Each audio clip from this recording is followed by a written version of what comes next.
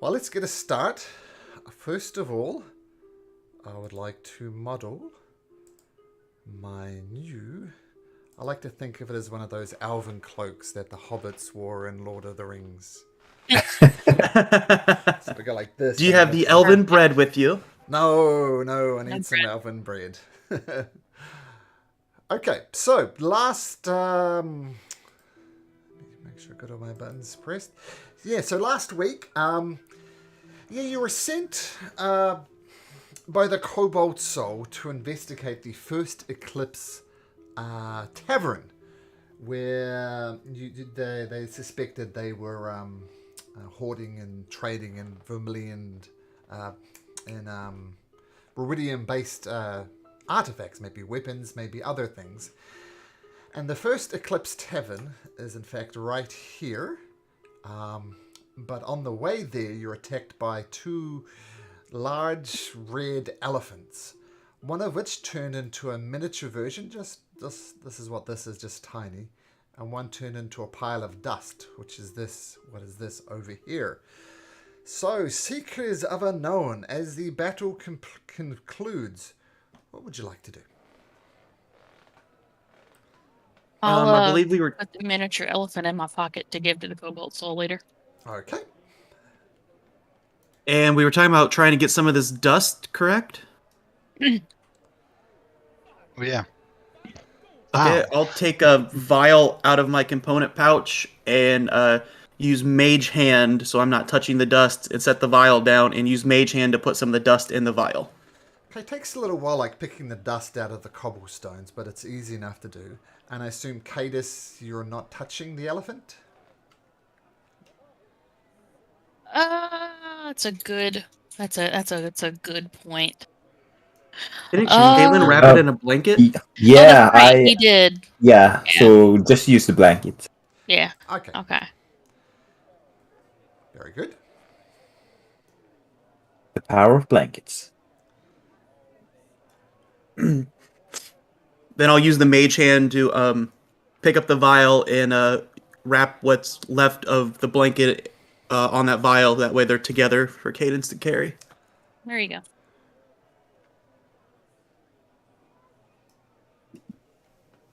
Wow, where did these come from, you think? Just random red elephants in the streets.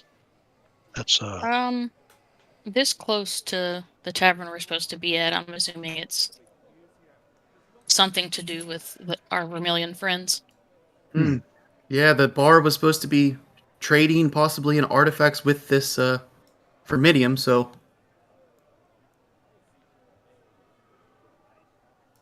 are any guards showing up?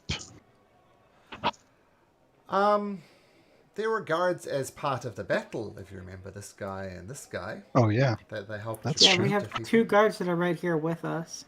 Yeah, are they Hands of Ord, or are they Hands of Ord. clad in red? Okay, Hands of Ord, for sure. in that case.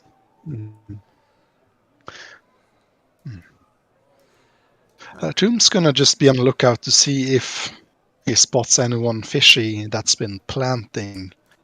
If someone activated these things in order to get us, or, well, sow chaos for some reason.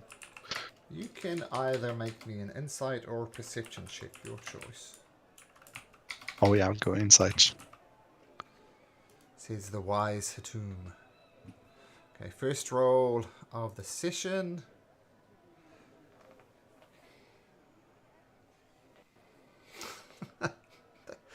That's funny, Beesbury.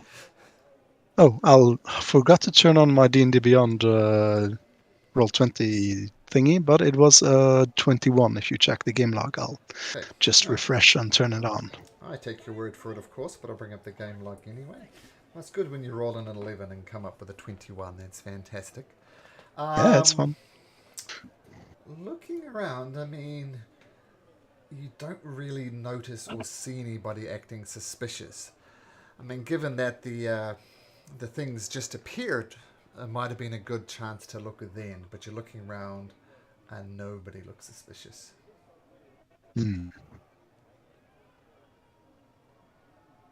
Well, being the wonderful summer Cadus that I am, I'm just going to barge inside. inside of the First Eclipse Tavern? Yep. Okay. So inside of the tavern, it's a pretty dreary looking place as you burst in. And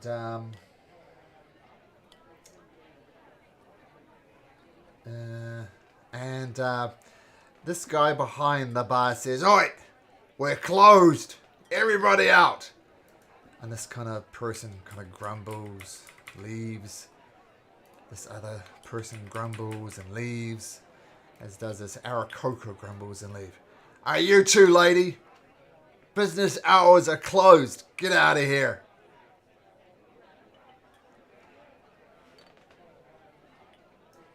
I'll walk right up to him. Can we hear them yelling outside the doors? Sure can. Oh, Bass is gonna bust in too. Yeah, He same. hears the yelling. Now, is your totem still up, Amber? I know your beast have a 1 hour. The totem lasts for a minute. So the totem will just say, poof, is gone. The temp HP's gone as well. Temp HP stays if you haven't lost it in the fight. Oh, nice. Look, perhaps I didn't make myself clear, lady. The rest of you as well. Piss off. We're closed. By the way, it's about 2 p.m. in the afternoon, an odd hour for a bar to close. So piss off. Seems a little early in the day to be closing, yeah? Business hours are our own business hours. Get out of here. Don't make me force you to get out of here. Just leave. Force us. You're funny. He didn't see what happened outside, did he? No, Hatum, I don't think he knows what happened outside.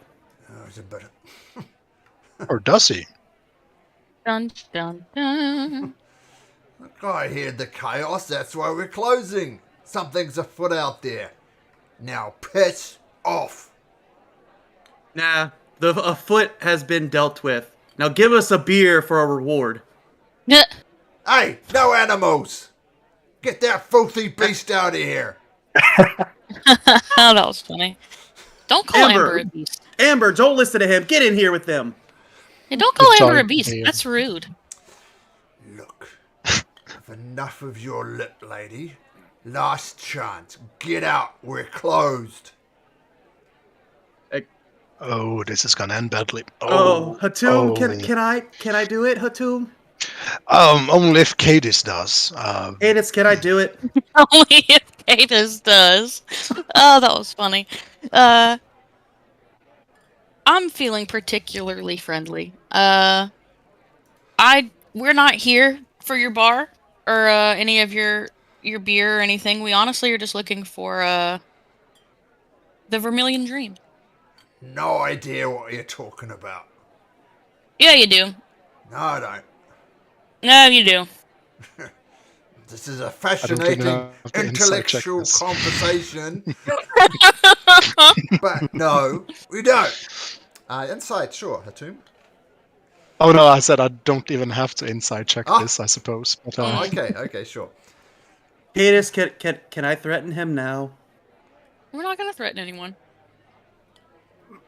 You might not be threatening anybody. Last chance. Hey.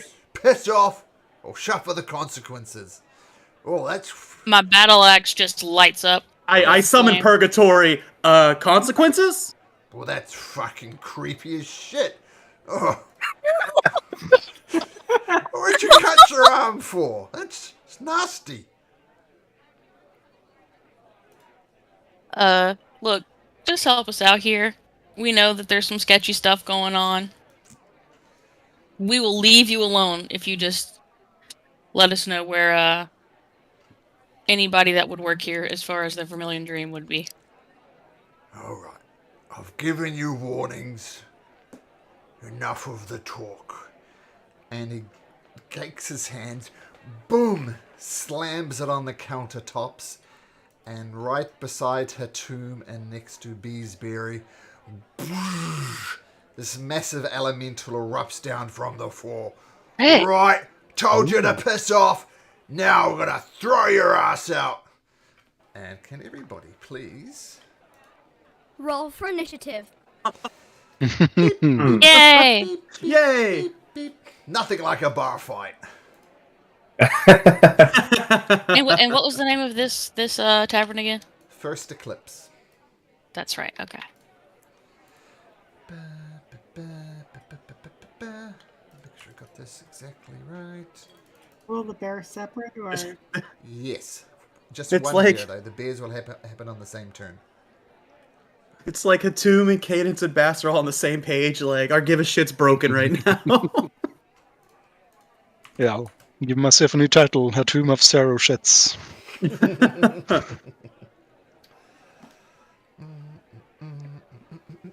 All right. We've got the beers in. No, not the beers yet. Oh, do we have the beers? Oh, we do have the beers. Well, look at you, Cadus, leading the way. Let's make sure I've got everything right here.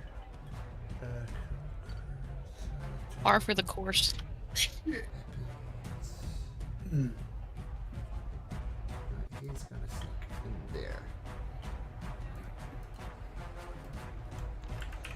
Okay, so as he hits the bar,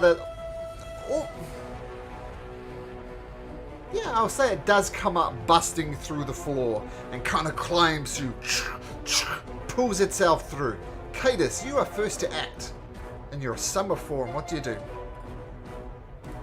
You know, try to smack the bartender. Oh, Okay, and Does that hit?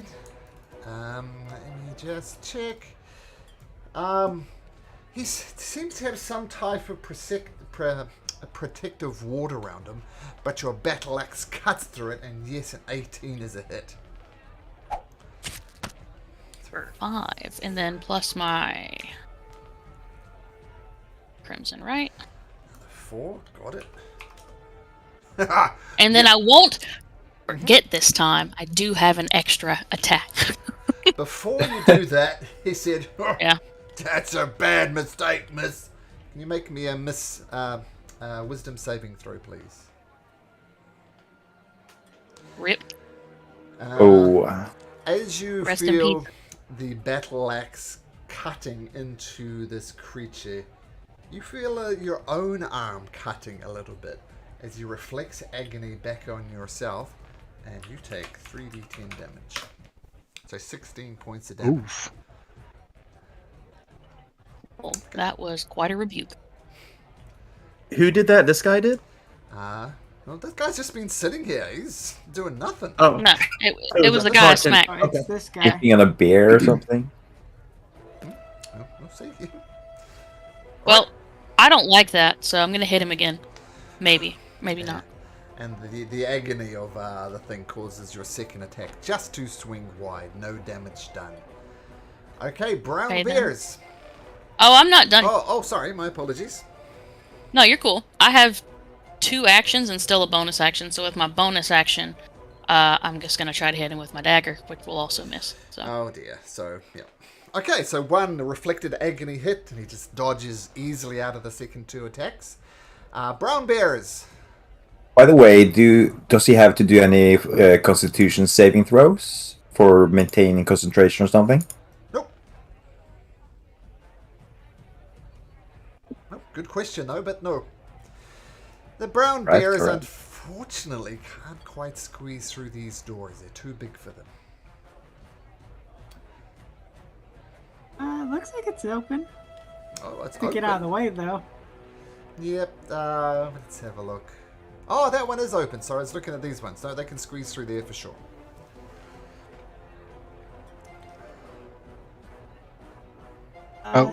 These ones or this one?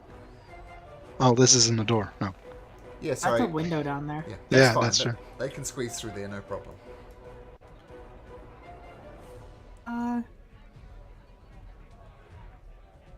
Push past me and try to knock this guy prone.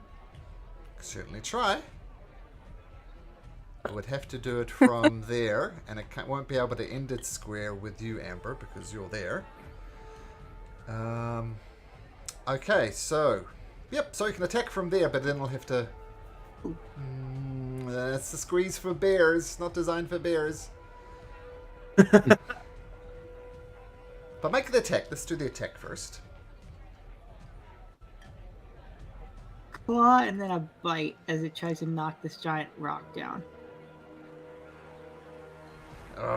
Roar! It scrapes off its thick hide. Where'd my thing go? Scratching on a rock. Oh, the bite does manage to pierce through, though. And the bear rips off a chunk of this elemental's arm.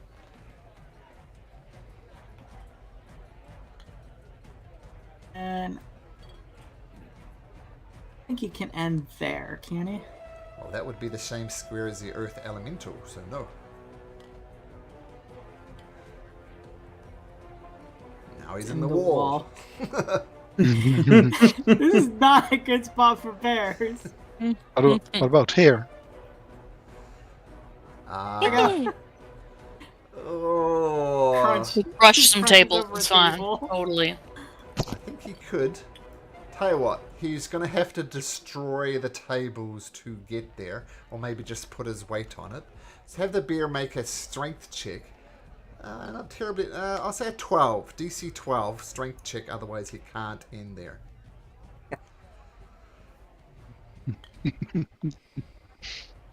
What is roll? An 8.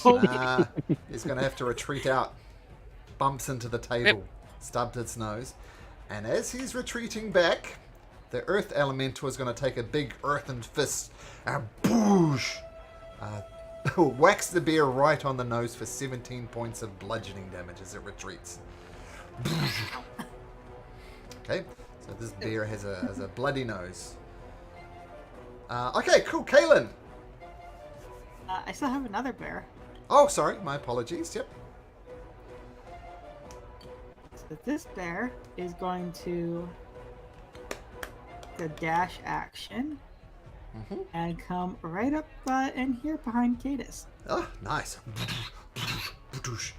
That would Start be growling at this guy. nice. Okay, now it's Caelan's turn. Right. Should I go for the barkeeper or the earth elemental guys? I feel like the earth elemental is more dire at the moment. Jim's gonna say, I think I might have a trick for this. Hopefully it works. Okay. Are Grass you? will scream, check to see if it's made out of rubidium or not. Oh yeah, is it normal earth elemental or is it red? Caelan, make a perception check. See if you notice, Perception. see if you notice any Was it rubidium rings. 17 damage on the bear? That's Oh, yeah. correct. That's correct. You don't detect any any hints of rubidium. Just a big Alright. monster. Looks like a normal earth elemental, guys. But I'm still gonna try to kill it. I'm going to use green flame blades and try to hit it with a melee attack. Oh my god. Oh my god, just fails horribly. Yeah. But I'm going to use my bonus action to make another melee attack. Sure. 18. 18 does hit. Okay, nice. And make a wisdom saving throw. 8 damage and wisdom saving throw. Oof. Oof. Okay, take note of that, Caelan. I think you know what that means. Yeah. Okay, so Or actually, I think when I am attacked. let's double check that. Whenever you take damage in combat.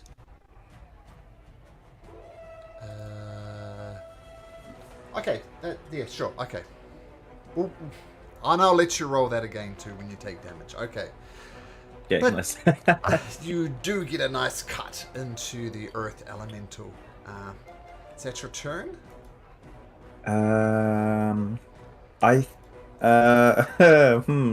Should I stay in the corner or should I go? Hatum said he was gonna do something cool.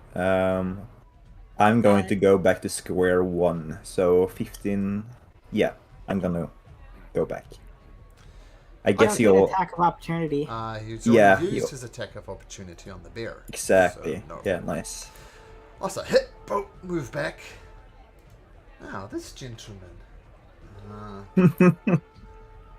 Sitting next to Cadus on the bar. I said, look, miss, you really should have done what he said. And he fires up, his hands start glowing red, and he just reaches over to clock you right in the face, Cadus. And his first attack is a 17. Yeah, that'll do it. Ooh, Malcolm, you said his hands are glowing red. Is he casting magic? Nope. Just Okay. flavoring it. It's not technically a spell. But his hand just kind of glances you on the chin, but then it kind of pulses. And you take 35 psychic damage.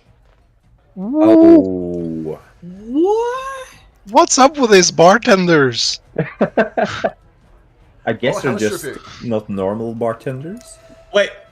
I'll I'm get tired the of getting stiffed on their tips. So I will point out that do 4d10 plus 5 damage, and I roll a 10, a 9, a 6, and a 5. So that was on the higher end. But Yeah. with a hellish rebuke, dexterity saving throw 16.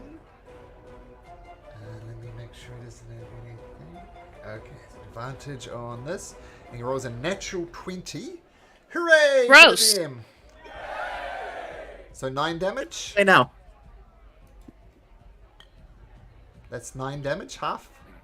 Cadus? Yep. Okay, so 9 damages. He explodes in fire and he says, really shouldn't have done that, miss.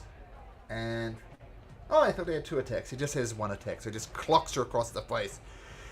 And he says, oi, Lumpy, go for that spellcaster by the door.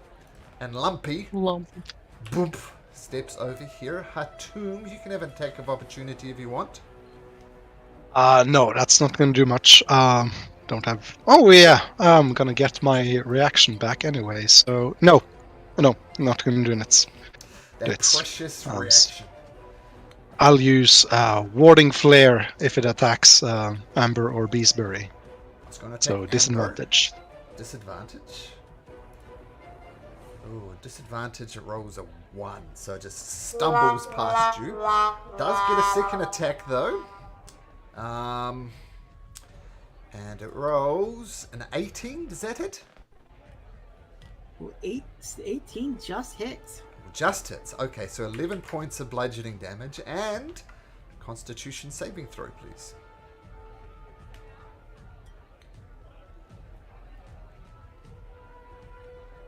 DC 10. Da, da, da, da. Ooh. Okay. Oh, So does that mean the Hi, animals bears. go? Oh. So the bears just... Oh, there we go. They've vanished. Poof, poof. Says this guy. Amber herself. Oh, that wasn't nice.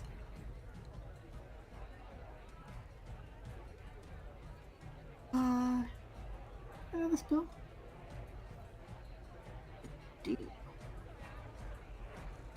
That's a particularly nasty blow. Taking out 2 bears in 1 hit. Oh wait a minute. I have to double check something. Sorry. I think I could drop concentration.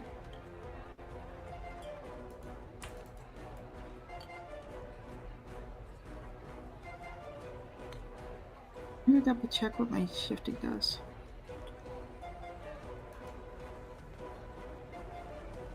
Ooh. Oh, no, never mind.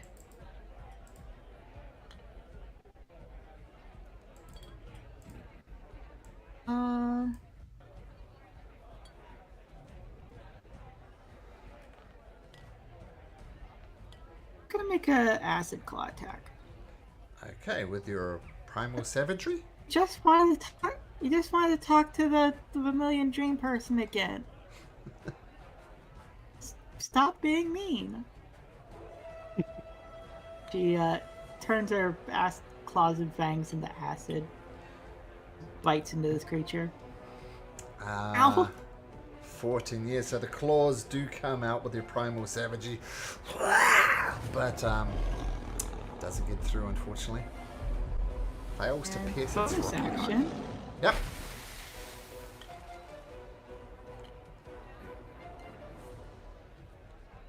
We're gonna turn into a fox. Okay. So that's a wild shape, is it? No, that's... Nope, that's my shifting feature. Okay. Cool. In the fox form, yes, cool. Okay. Bonus action attack. I assume you don't want to move away from this creature. You can, of course. You wouldn't know. Oh, no, it has its reaction back. But, up to you. But Hatum. Well, time to fiddle with time and space.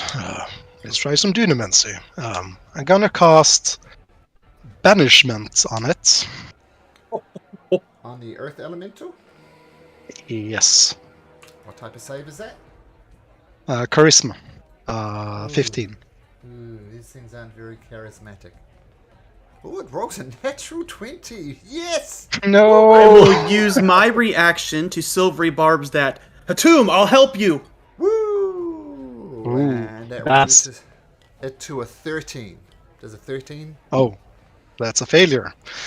So, as I concentrate on this, and has to be for a minute, if it is on another plane of existence, it stays there, hopefully. But if it's not, if it's native to Exandria, it will return. So to describe the spell, I guess you're gonna see like the Earth Elemental go over to hit Amber, and then it's gonna pull its hand back, move back to where the place it came from, and then just go into the ground and just whoop, like Tomb turn back time on it. Okay, nice. Whew. And then I will, with the silvery barbs, I'll say advantage to Bass. So then some of Hatum's light from the Luxon will start to faintly shine over Bass. Cool. Oh. Okay, so you maintain concentration for a minute. No surprising Earth Elementals are from the Earth Elemental plane. It would stay there. As long as you maintain concentration. That's the key. Yes. The key thing here. But a nice move as a Earth Elemental. Fine, I banished 2 of you creatures. You can banish one of mine. It's only fair. Okay. Assuming that's your turn, Hatum, Mr. Beesberry. Yes. Let's move over. Here. Yeah. Okay. Bees is gonna bite his thumb and then point at Cadis and say, "Hey, Cadis, honey!" And I'm gonna cast Life Transfer. Ooh, nice. He's gonna glare at him and say, "Did you call me honey?" So I'm gonna The take animation. 20. I'm gonna take 21 damage. You're gonna heal for up to 42. It. How does that work? Oh, wow, that's awesome. The description too. What are you concentrating on, Mr. Beesberry? I have a concentration icon. It's not up. That was from the other fight. Okay. Boom. Okay, nice. Oh. Okay. Okay. And So I just let's see. yeah, that's my turn. I don't have anything else. That's my turn. Okay, cool. Nice turn, though. Massive amount of hearing transferred over to Cadis. Bass, with advantage. All right. Bass is going to look at Hatum and say, you're rubbing off on me, big buddy. And he's going to slam Purgatory down on the ground, and then he's going to say, spirits of the earth, spirits of the air, I summon you to honor the ancient pact. And he is going to use his bonus action to cast Spirit Shroud on himself, and because of the influence of Hatum, it's going to be radiant damage, not necrotic. Okay. So, oh, that's wrong thing. Display. There we go. So, any of my attacks that hit will get an extra D8. Any attack. Okay. So then, Concentrating on it, but sure. yes. And then this guy right here, first attack with Purgatory at advantage. 14. 14. He's got some type of magical ward on him, and your scythe fails to pierce through it. Second attack. Not good. Not good, just swinging in this. He says. You're all That's it. Gonna really regret doing that. And he's gonna say from behind the bar, "You, Packardin, saw what you did to our lumpy friend. We're not gonna stand for that." And he's gonna do a Crimson Bolt ranged attack right at a tomb. And use Warding Flare. Okay. Bass is gonna say, that's So- magic, right? What's it? No, it's not magic. Well, kind of looks Oh, like it's not. magic, but technically not. So, with Warding Flare, do you re-roll or do you roll at advantage? When you're attacked by a creature that can be blinded within 30 feet you can see, you can use a reaction to impose disadvantage on the attack roll. Okay, so with disadvantage, goes from a 25 to a 9, and it just crashes just behind you as he gets momentarily blinded by your Warding Flare. Then he fires again. Oh no. Alright. That was a clever little trick. Try this on for size! And he rolls a 19. That is a hit. 23 psychic damage. And Okay. a Constitution saving throw DC 11. Indeed. Oh boy. Whew. Okay, plus Yeah. four's not great, but you still Nice. take the damage. Yep. And he kind of ducks down behind the bar a little bit, giving him 3/4 cover, so it'll be have +2 to his AC from Cadus and Bass as he ducks down behind there. Cadus. Yeah. I'm gonna look at the bartender over the bar and call him a little baby bitch, and then I'm gonna swing at this guy. What? Okay. Oh, too busy insulting people. Swing and a miss. She's gonna swing again. 19 does hit. Yep, that does hit. So 7 points of slashing damage on this, guys. +4. So 11 points of damage. And then my offhand attack is not gonna hit. You guys are rolling terrible tonight. My goodness. Wah, wah, wah. Okay, so the first one cuts him, takes extra damage, and says, "Really shouldn't have done that, lady." Caelan. Alright. I'm going to place myself here. And you said that he ducked behind cover.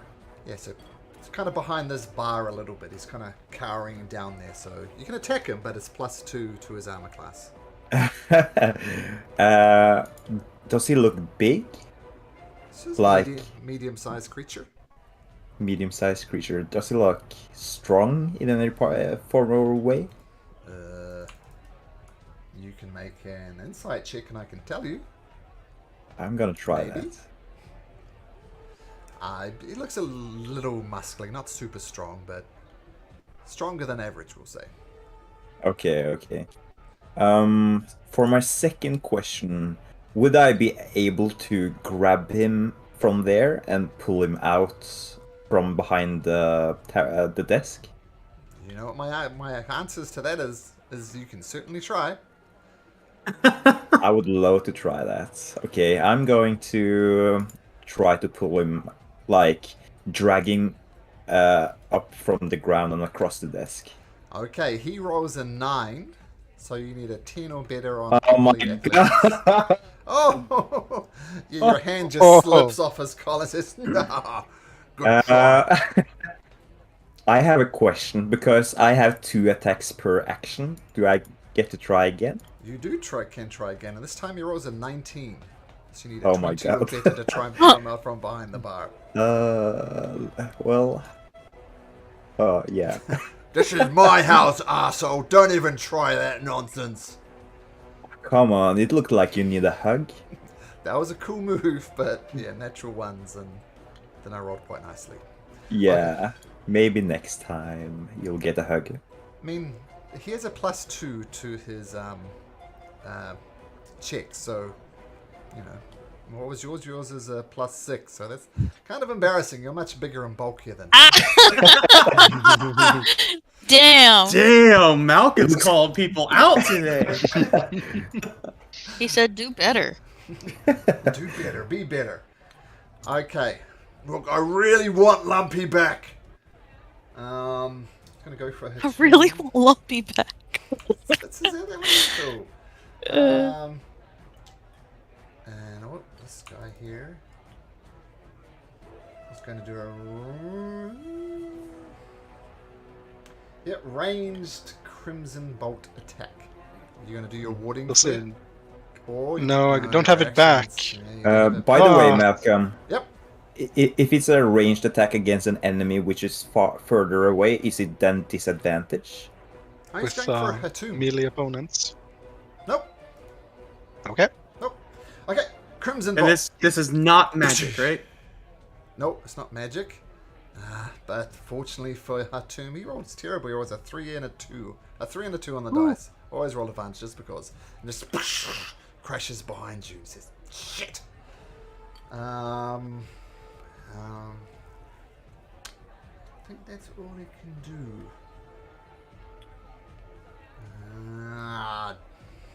do. Amber. Ooh.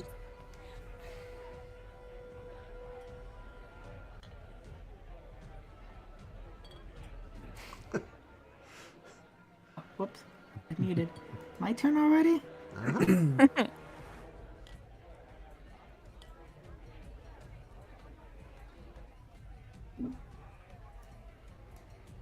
I'm going to... Yeah, 3. Come over here. On this chair. Uh-huh.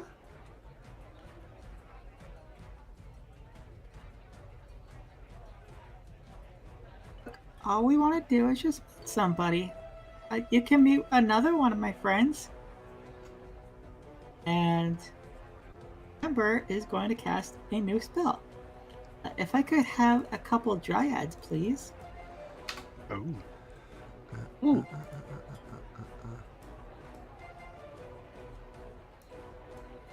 Dryads, there's 1. There's 2. Do they roll their own initiative? I'll get that for you now that I have their tokens.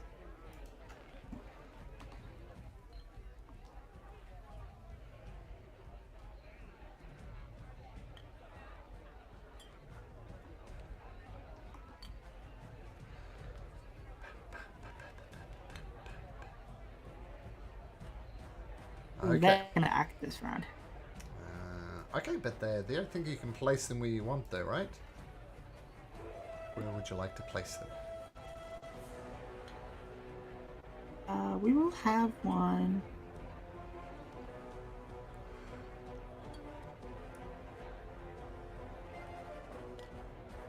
Have them on either side of me.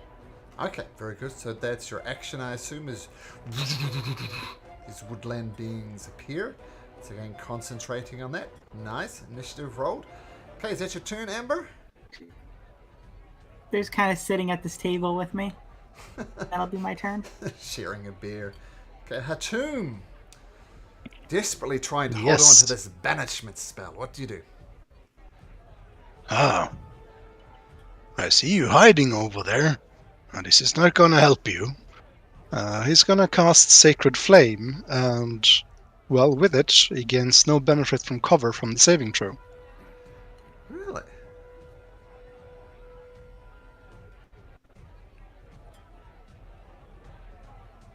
Is that a thing for Sacred Flame?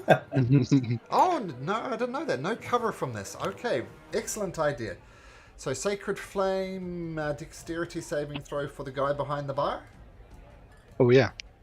Okay, so guy behind the bar is going to make a dexterity saving throw. And rolls a 5, so the Sacred Flame does hit. Yes. Explodes on the guy. 8 damage. And, I didn't know that about Sacred Flame. That's a good one. So no cover from that. Excellent. Nice move, Yeah. Tomb. And then he's gonna just shove himself off the wall and turn to the others and say, I gotta concentrate on this for a bit. Excuse me.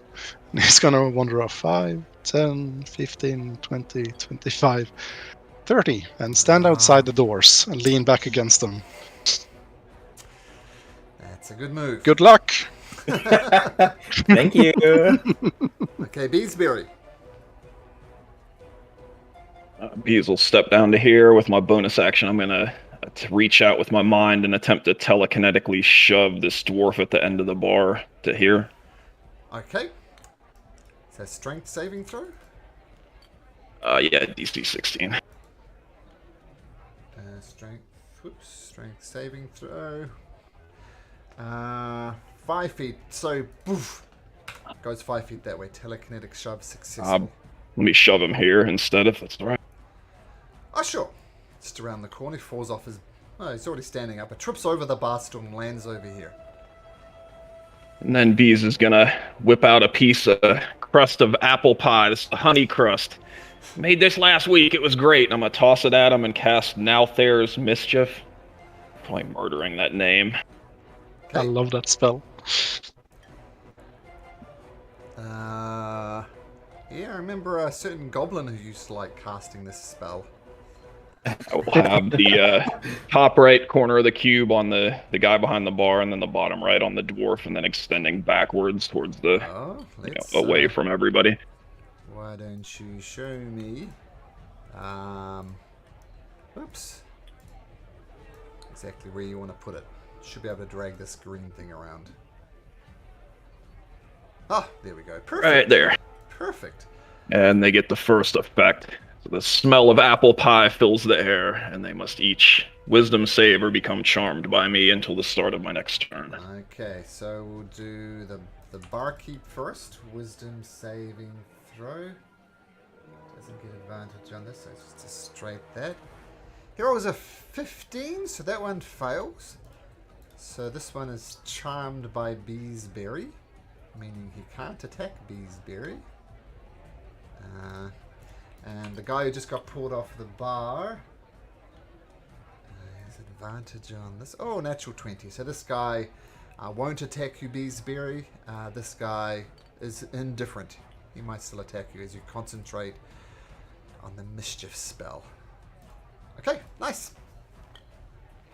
Yeah, and that's my turn. Okay, Bass. Okay.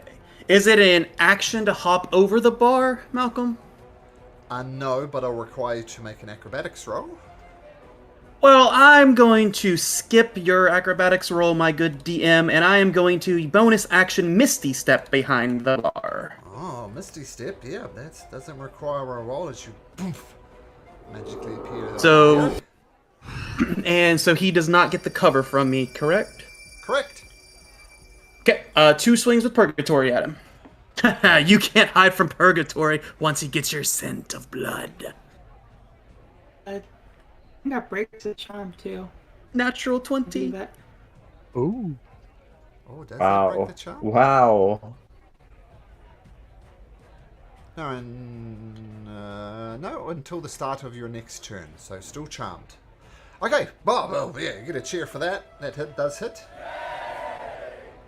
Roll damage. Okay, so it's going to be double the damage dice, and also because of Spirit Shroud, it's going to be 2d8 Spirit Shroud damage. Okay. Ooh. So first one is going to be 13 plus 13 slashing plus 15 radiant. You cut him and go, ah, shit, hurt, take some of this back. And make me a wisdom saving throw, please, Bass. Is this a spell? Nope. Okay. It's kind of like, it's called Reflect Agony. It's very similar to Hellish Rebuke. That works, but you still take half of 3d10. So, half of this. So 4 points of damage, but also fine. make me a concentration saving throw, a constitution saving throw, a DC 10. Okay, your reflect agony fades. No longer have that. That's fine. Oh, coming again. Second attack, Purgatory. Oh, sorry. Yep, sure. It's a no-go. It doesn't get through his magical wards. You have to do better than that. Now, Hatum is elsewhere.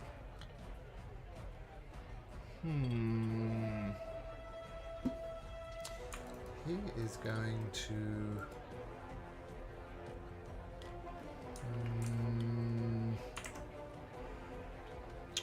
What would I do if I was him? He's surrounded by these people. Caelan. Decisions. He's going to go for Caelan. He says, look, this is my house. Get out. And he goes to punch you in the face. Oh, damn. Rolls a 22. Yeah, that hits. 24 psychic. Bam! Oh, really? Yeah, Ow. Oh my. What? You didn't like that? Well, Have it again, you son of a bitch! Ha! Rolls 25 for 24 points of psychic damage. yeah, I'm downed. I didn't warn you to Good. get out of my Nice bar! KO. Ha! Ha! Ugh. Just for funny flexes as well. Get out and stay down! Cadus. So is he standing back up now? If he just hit Caelan? Ah, yeah, but then he ducks down for cover behind the bar. Just Very, very rude of him. so +2 to his AC, which isn't great, but it's something. Okay. If I were to Misty Step, could I stand on top of the barrels? Yeah, because that Or would stand be cool. behind him here? Yeah. Sorry, that was really funny. Yeah, because that would be cool. Oh, the rule of cool, right? So you're going to Misty Step? Yeah. It will face step, I suppose. Yep. And because I am Summer, where is it on this list? There it is. Each creature of your choice takes fire damage equal to my proficiency. So he'll take 3 damage. Okay. Ah! Damn it. Alfs, you're next! I'll say you because that I was- said the rule of cool, I'm going to say you're just balancing nicely on this barrel. I'm not even going to make your roll to maintain your balance up there. But you're balancing on the barrel. I'm assuming getting ready to smack this guy. Yep. 15 just hits.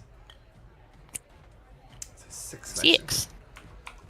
Then again, but it won't do. Don't you have Crimson right on your battle axe? Oh yeah, that's right. Thanks. And so the first Ah, one come hits. The second one will say you slip slightly on the barrel but maintain your balance. And there's an extra 2 points of damage. Alright, Misty, you're the first one I warned. You're next. He starts getting his fist all primed. I'm gonna spit on him, and that's the end of my turn. Oh, nasty. Okay, Dryad's turns. Wow. Come on, we practice COVID-safe gaming here. Nah, summer Cadus is all about spreading disease. Oh, okay, cool. I mean, she's already infected, so. Oh, yeah. That's true. Oh. That's true. Okay, Dryads. Can things be double charmed? Yeah, he's charmed. He's not going to attack Beesbury. So you could double charm him so he doesn't attack you. We're gonna try to charm him. We'll do this Dryad first. The barkeep. So that's Fey Charm DC 14, please. It's not correct. Oh, it's the Dryad I'm looking at. This guy here. Wisdom +5. Rolls a 19. The charm doesn't work. The other one will attempt that.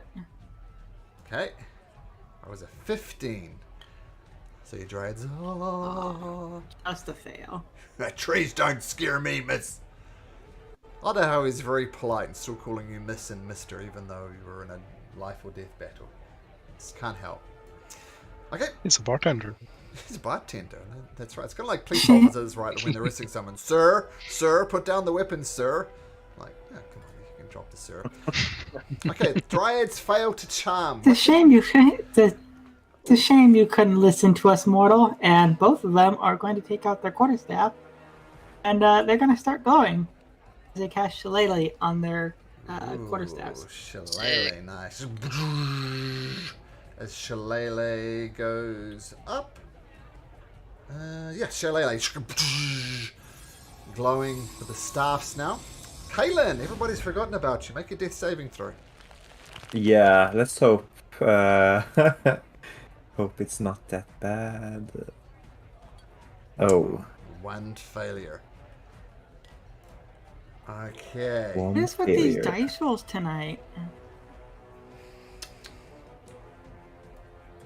Well, I've had some pretty good rolls when it comes to insight and perception, but it ends there.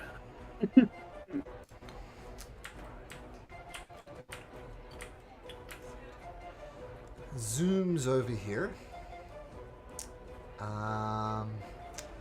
He is going to...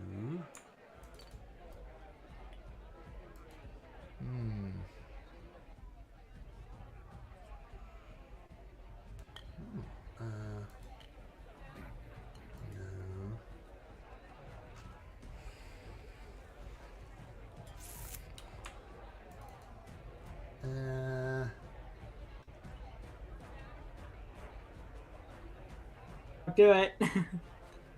Don't do it. No, he's got to. He's gonna say, "Oh, fox lady," and does a crimson bolt ranged attack. Boosh! Rolls a 21. Boosh! Ow. 36 points of psychic damage, and a Constitution saving throw, DC 18.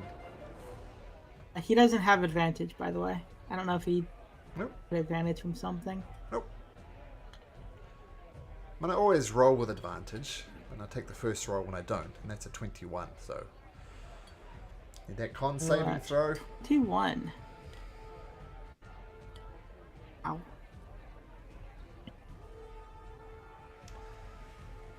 And the con saving throw... Ooh. I think that's passed. Oh, well, no. DC 18. He did 36. Half of 36 is 18, so the DC is 18. Oh, it was 36. Yeah. It was 21. 21 to hit and 36 damage. Your dryads go away. Yep. Right, now the pachyderm's next. Getting rid of my friends. Earth Elemental will continue to be banished. Amber, you're taking a massive blow. What do you do? As Kaelin lies bleeding on the floor beside you.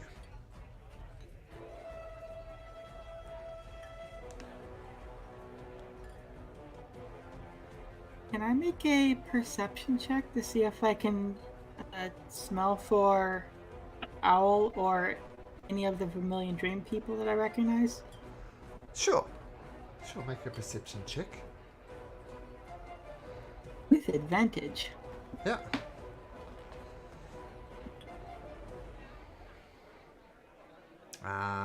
This guy here was actually present during that meeting. He was in the background, but you just pick him out now. Calcur the Gull.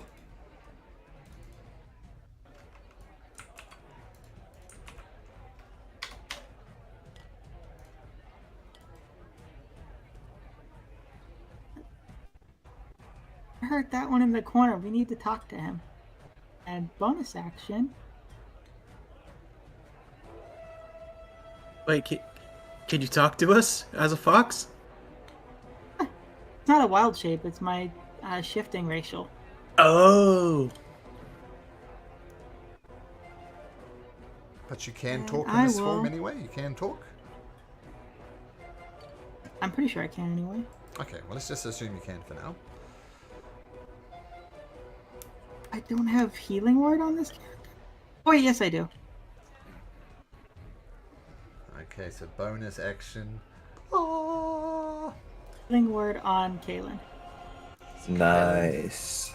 Spit out a bit of blood. You're lying on your back on the bar. I don't know if it's the So first much time blood. Kaelin's been prone in a bar, passed out drunk maybe, but so may or may not be a familiar position. So Amber, that's your bonus action. Running over there. And my action was to perceive, and I'm just gonna come over here and...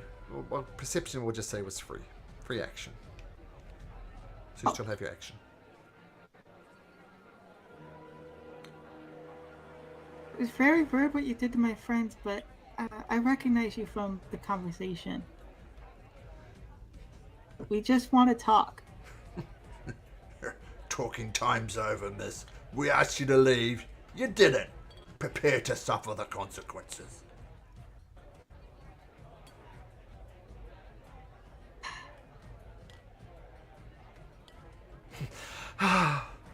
Tried to be nice. Concentration's gone. And she's going to make an acid bite at this guy. Okay, the claws come out of Amber again. The sweet, peaceful, nature-loving creature. And... Okay. Goodness, you guys. Not good. Her heart's just not into it. She can't hurt this person. Even though he killed her friends. I don't mind killing you, miss. Hatum. Muted Hatum. Okay. Hatum's gonna pop his head in, move 5 feet, and just look and say, "Are you guys okay in there?" Nah, man. Oh boy. Give me a second. He's gonna step in. And 10 feet. Yeah. Do another sacred flame on the coward behind the bar. Okay, Sacred Flame. That's a dex save, right? Yes. Dex save, he rolls on. My turn, natural 1. So, roll damage for your Sacred Flame. Yep. 12. 12. Okay. He's looking beat up. Not This tactic is working pretty good, so I'll make like a tree and leave. Is that a joke? Oh, step around the corner again. Okay, cool. Beesbury. I will move the cube 10 feet to the south so it's not hitting everybody now. Okay. So, like the top corner would be there. And then... That. Yep. Yeah, right there. Okay. Lock that in place for now. So it does nothing. And then...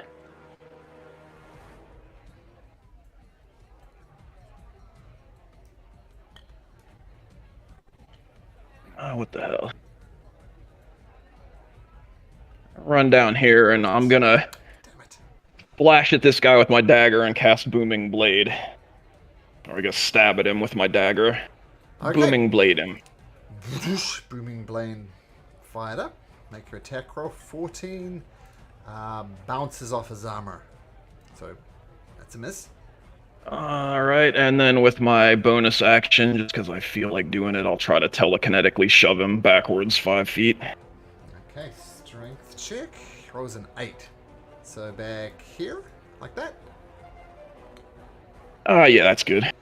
Okay, so you telekinetic blast him back a step and it kind of skids on the cobblestones, dust flying up. Oh, that's a neat little trick, mister. Oh, nice, not evoking the attack of opportunity. Smooth. And that's my turn. Nice turn. Bess.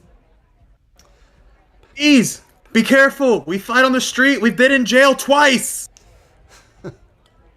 And, so Bass will first look at Kaelin and say, really?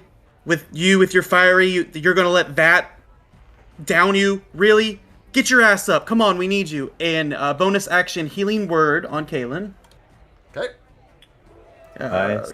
Here it is. Get this measly 7 points of healing. Every bit helps. And then 2 swings with Purgatory at the baby back bitch behind the bar. Oh, dear. 18 hits. As you scythe into him. 9 for the first one. Got it. And we're 15. 15 just hits. Alright. And 10, so a total of 19 slashing. You cut into him twice, and he's covered in wounds now. He's looking on the depths of dying. But it is his turn. Is that your turn, Beth? Yes, that would be my turn.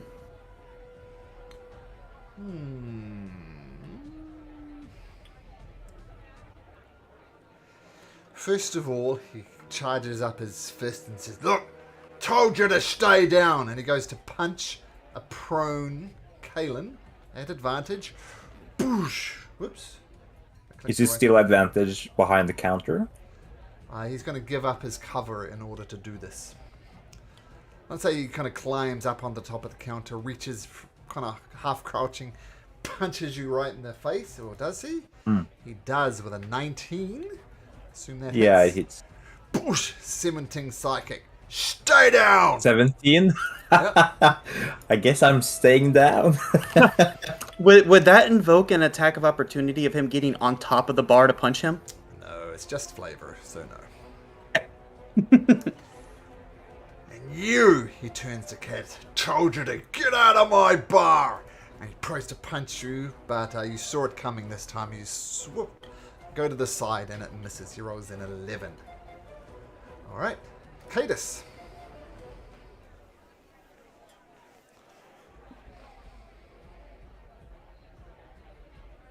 Oh, sorry, I was muted. At this point, I'm very flamey. So, Okay.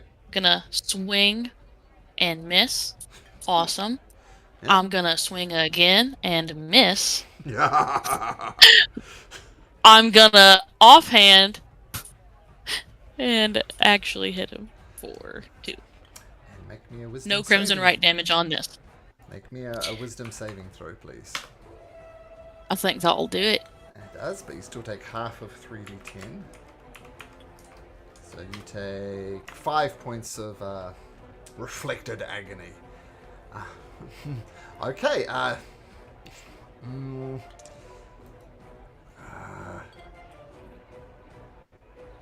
He's got 1 dead, 2. He's looking wrecked. Get out of my way! He jumps over top of the bar. Cadus and base, you may make an attack of opportunity.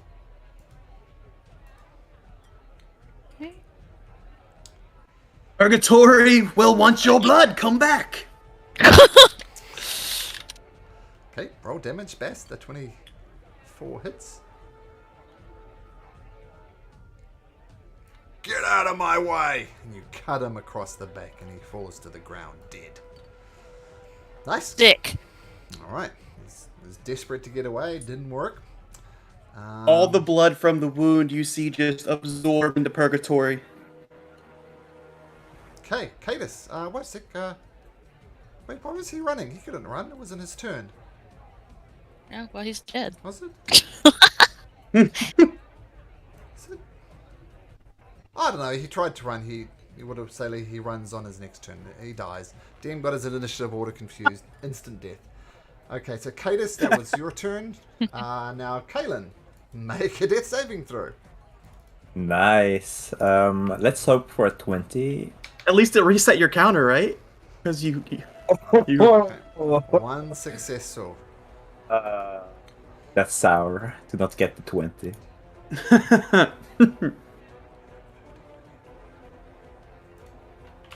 But at least it's not a 1. 6. I do believe I have an angle on you now, Hatum. No. Yes. Warding flare. Okay, warding flare. So this is the ones I that have love first it. ones. Oh, only one at disadvantage. Yes. The first one disadvantage, and There he only yeah, has one the attack. attack roll. So yeah. Yeah. The other guy had 2. This guy only has 1. Actually, will he? Nah, he's got to go for it. Okay, Crimson Bolt at Are the disadvantage. guards like okay with him like shooting Hatum from right here? He rolls a natural I'm gonna 1. use that. The guard says, "Oi! None of that!" And they're in initiative now. Arrest that man! Okay, Amber, that would be your turn.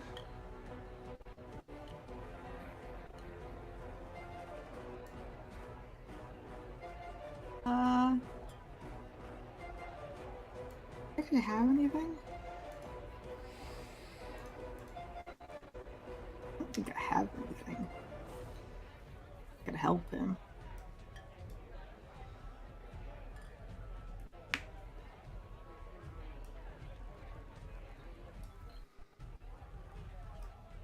So instead,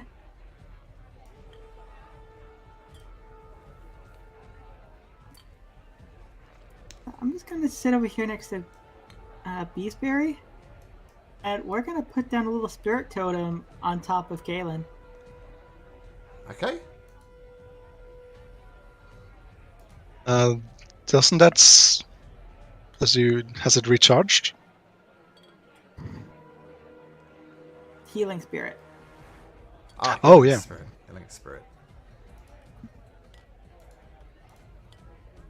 Have a neat little healing We spirit can just thing. drag Galen a couple times through that totem. There's your healing spirit. Neat, huh? No. Okay, so you put it on. We'll say it's on Caelan now. Does he take healing straight away? I think he does, doesn't he? Or is it on, it's his turn? Does. Let me just. I think it's when you enter it. Until the spell ends, whenever you or a creature you can see moves into the spirit space. Okay, so he has to move into it. Oh! Moves into the spirit space for the first time or starts his turn there. Okay, so if you planted right on Caelan, then he would get the. So we'll put it on top of Galen. Oh, look! Now Caelan looks all sparkly. Fantastic. As always. Galen, you're all sparkly now. He's always sparkly. Yeah, so healing spirit appears and gently starts healing Caelan. Okay. Calker the Gull, he's... sorry, that was Amber's turn. Is that your turn, Amber? It was 5 feet to get there.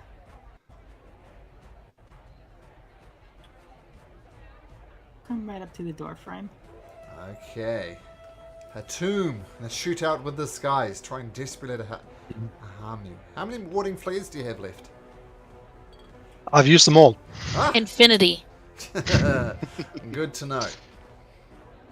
Atum's gonna just see the bolt shooting past him and go, "Oh, help, guards! This man is an evil bartender with magic. You have to stop him. Oh, I'll get to safety. Evil bartender. Bye." Evil bartender With magic. with magic. Okay, I'm nice. 30. Yeah, he's gonna dash inside. I'm Alright. gonna see Caelan and say, "Oh, what's that sparkly thing? Is that you, Amber?"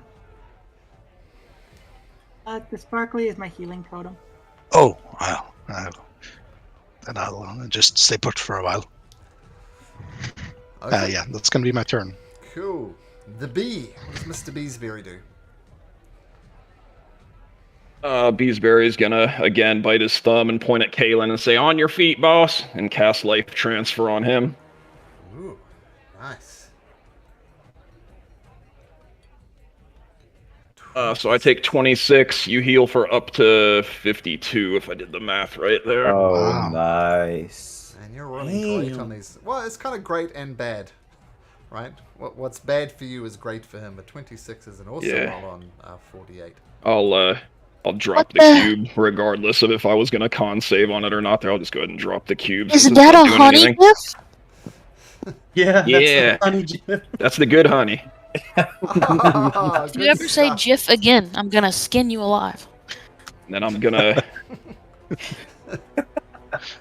say, "Excuse me, partner," and step over him and step through the healing spirit. Sure. So How many there. did Force have? Nice. Nice. Who rolls it? Do I roll that heal, or I think you roll that heal, You right? roll. Let's roll a d6, Amber. And Beesbury will get that. Let's drop concentration on that. Get 2. Cool. Don't forget you can, they did an updated rule a few months ago. You can only do it up to your spell casting modifier. So just keep a note. That's 1. Okay. Beesbury, cool. And then, sorry, I'll just use the rest of my movement and go back to here. Okay, Bass. What do you do? Okay, so. Damn. Well. I will look at. Damn. I'll just do this. Caelan, which one of you wants to come with me? Where are we going? After the bitch that ran. Alright, let's go. The guards have seen him. I think I might try to get him. I'm not sure what's going to happen. This might be bad. Some guards are corrupt. I'm not sure which. Yeah, I'll go. I don't. Do you think we should go or wait to see what happens with the commotion with the guards? No, I'm going. Let's go. Okay, let's do this. I will. Can I step up to here before I do this? Sure. Well, actually. Ow. Oh man, I'm trying not to. Sorry, Caelan, you're gonna get hurt, buddy. He's already down. He's already down. Are you gonna kill him? Death save? No, No. I've No, gotten a lot of HP back. He has 52 HP. He's gonna get Yeah, hurt, but I'm back. I mean, it's gonna hurt him when we teleport. He's too close. Do I get any protection from the bar Well, thingy? what are you doing, Bass? We're thunderstepping. Thunderstep, yeah. We're riding the lightning. Okay. I'm going to say, so I'm going to give you advantage on your con save, Caelan, since you're down Okay, behind nice. the bar. Okay, so Thunder Step.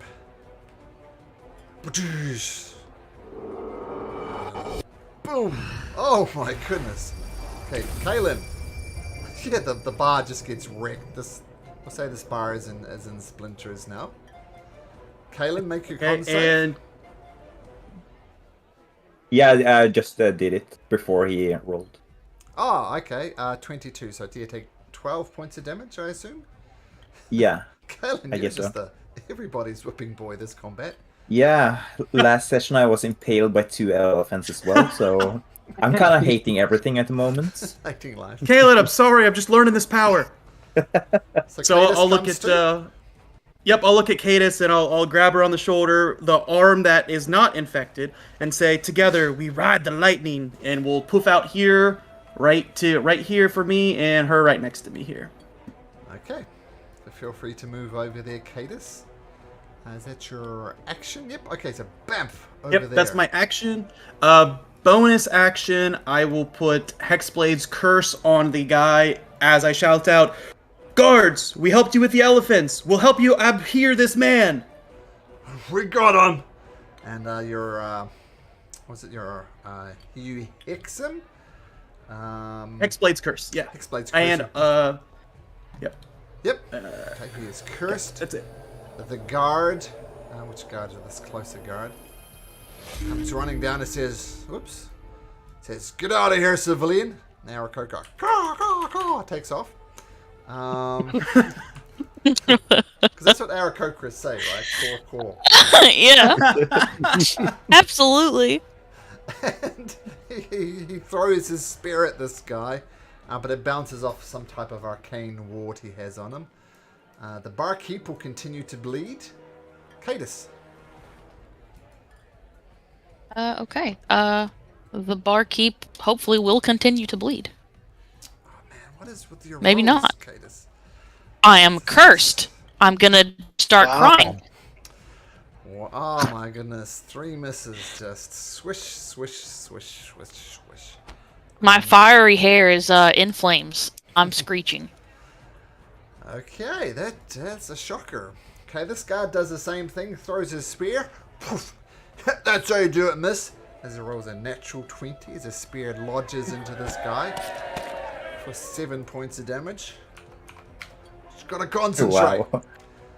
Caelan, not dying, Not dying. That's a good start. but prone. At the start of Caelan's turn, Oh, yep. he is in the healing spirit. Do I get some more health or? Yep. Oh, level nice. 4 points of healing. I assume you stand up for half your movement. Yeah, I'm gonna just reflect on the day for a very short microseconds.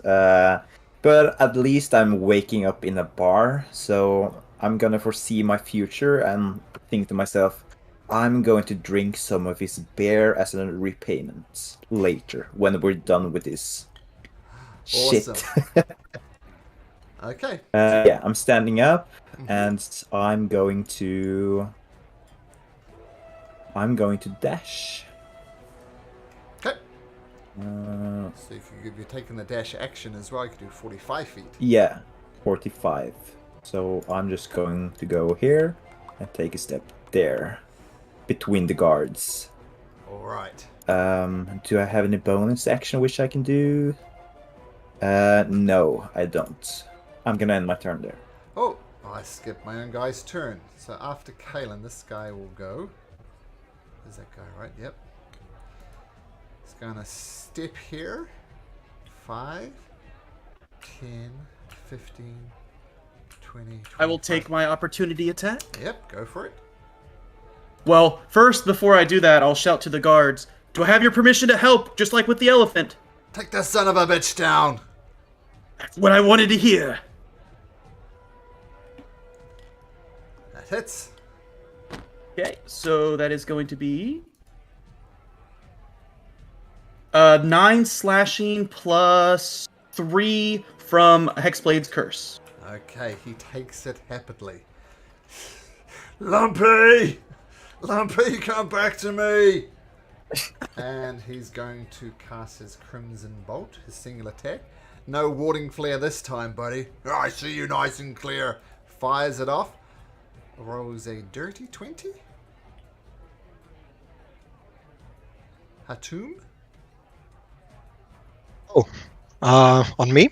Yep, dirty 20. Oh, that hits. 30 points of psychic damage and a con save boy. DC 15. This might be the return of Lumpy. It is. No. Douche. Isn't 12 enough to maintain concentration? It's It's half of the DC damage 15. dealt. He did 30 psychic, Oh. so it's at least 10. It's always 10, or Yeah. half of your damage, whichever one is greater. So, and he did a 15. Lumpy comes back. No. Go get him, Lumpy. So that was. Oh, and the elemental happens right after his turn. So Lumpy's turn. Takes out 2 massive fists. Tries to slam down on Hatum. Badoosh! Rolls an 11. You slide out the way. Comes down again. Badoosh! Rolls a 16. Miss. Or misses. Or boosh, boosh, boosh. Surprised to be back in this dimension. He stumbles around. Okay, so now it's Amber's turn.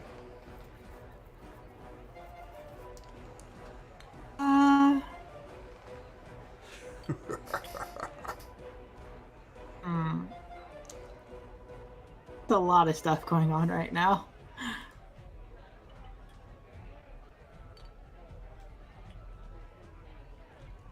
Is healing spirit concentration? That is. That is concentration? Healing spirit was concentration.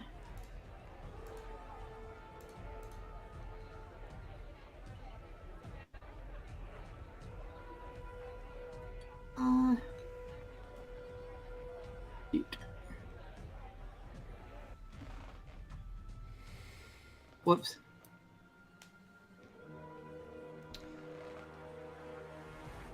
I have to do that after I healed Kaelin.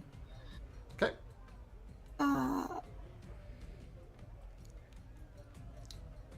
Kinda want to turn into a giant snake. Giant constrictor snake.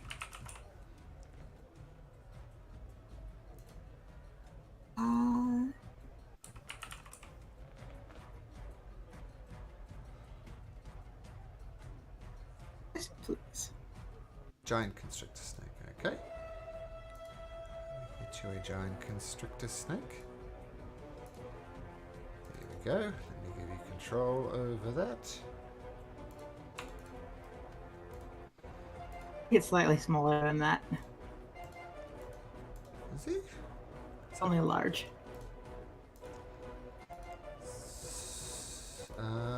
Giant constrictor snake is technically huge.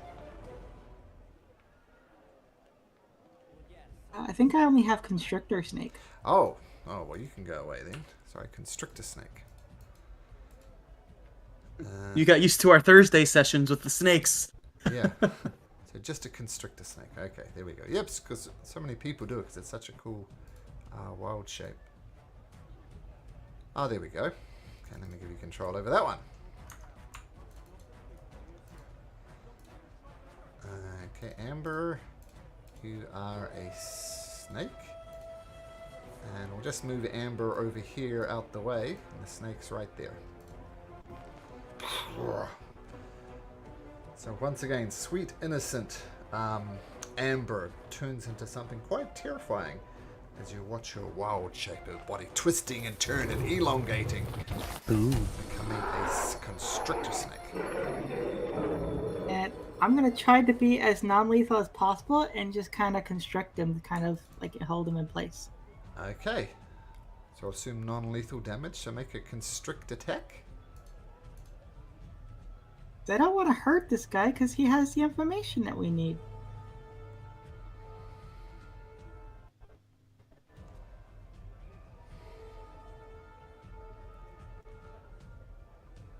Oh, not perhaps used to the form and misses. I'm assuming you're not going to want to move, but that's your bonus action and your action, Hatum. Not usually the center of attention of all these attacks, but you are this time. What do you do? Oh boy. There's a healing spirit, of course. Here Kind of you can move walk over through. here so I'm kind of help blocking him. Oh yeah. There's a healing spirit over there. I'm not going to get out of the way because I see Bee Spirit looking very hurt. Or kind of not hurt, but drained. All the honey has gone out of him. We got him right where we want him, big guy. Oh, well, let me try this. He's gonna.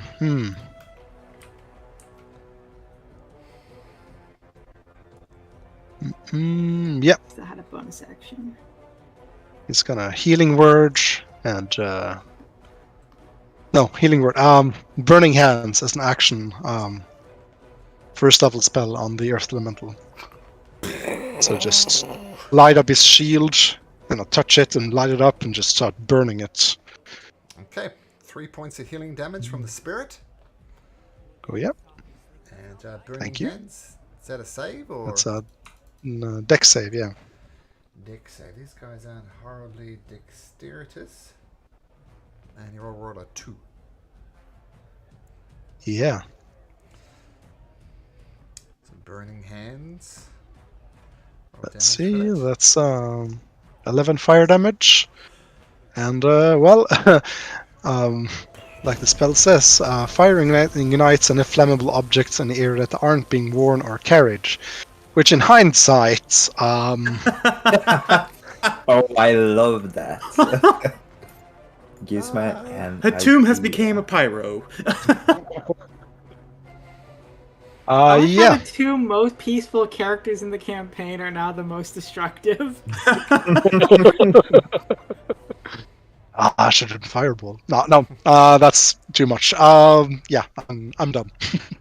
Okay, just a second. Thought I had some.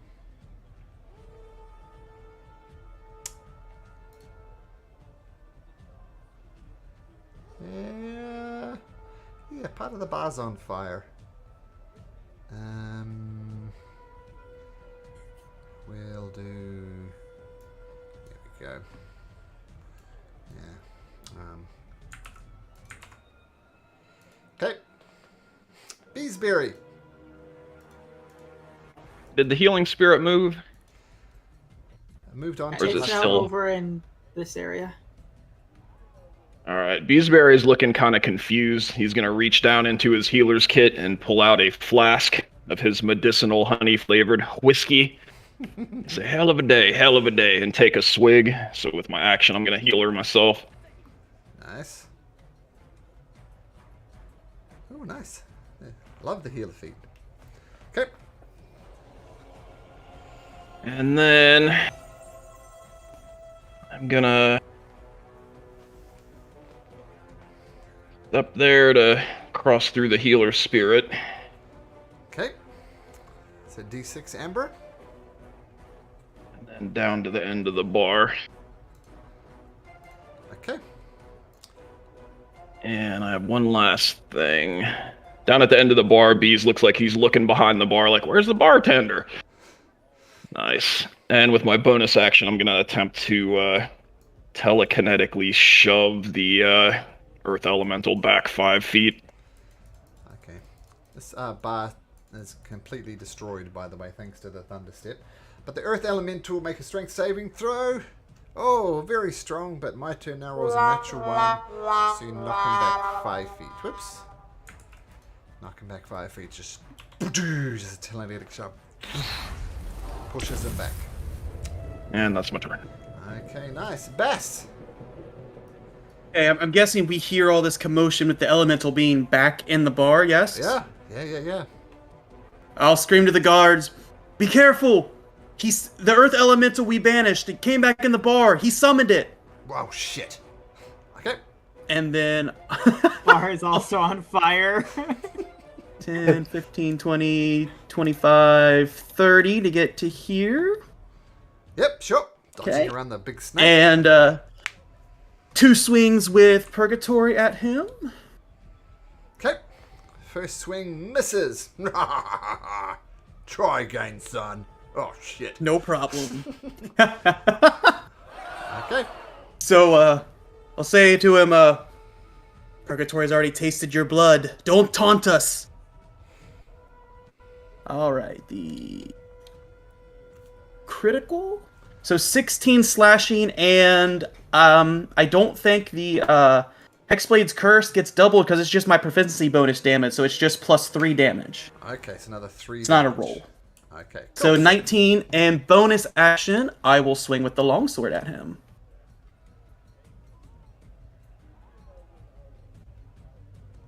For a 18. Hits as well. Okay. So that's going to be another 12 plus 3, so 15 damage to him. Is that an offhanded attack? It isn't offhanded, but it is all my hexed. It's my hexed weapon, so it gets the bonus to my charisma. Okay, cool. So, cutting him across again with your scythe. He's looking slightly damaged, but he's still up. Lumpy, man, you got this. Probably not. But So, yeah, that was a good turn. That was a lot of damage. okay, the guard goes up here. He is gonna try his spear again. That was a 15. Just glances off the hide. We're gonna need backup! Backup! Cadus.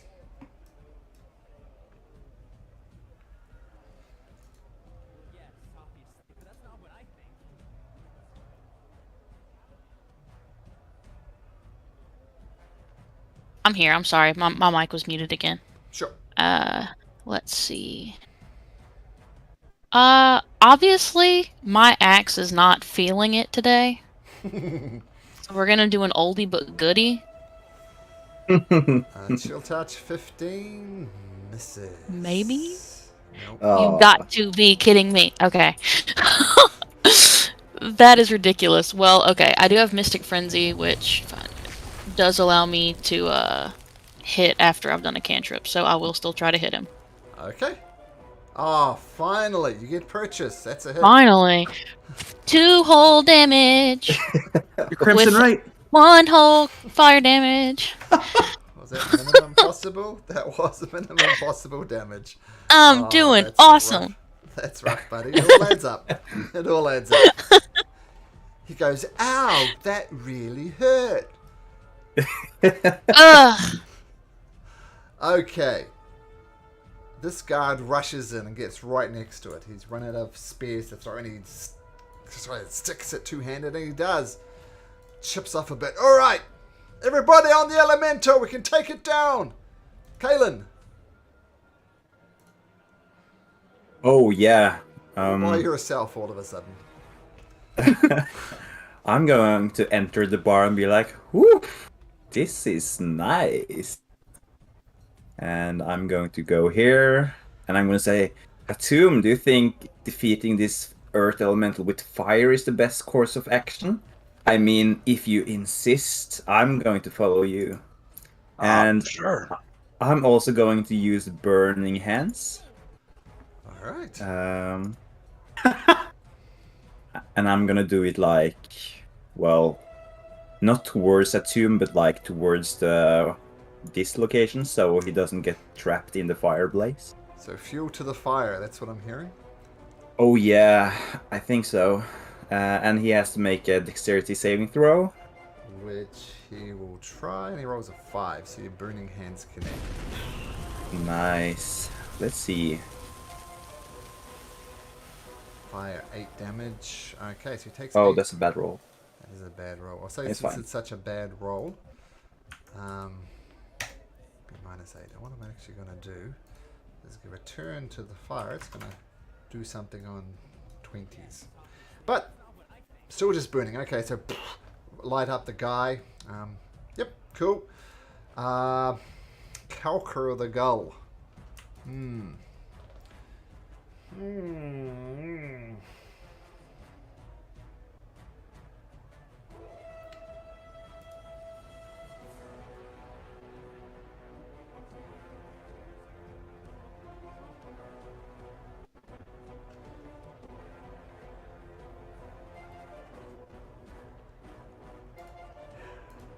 This guy looks around.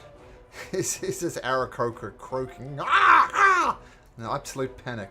It sees Bass with its eyes. It sees a snake there. It sees Cadus. And he says, bugger this. And he starts casting a spell.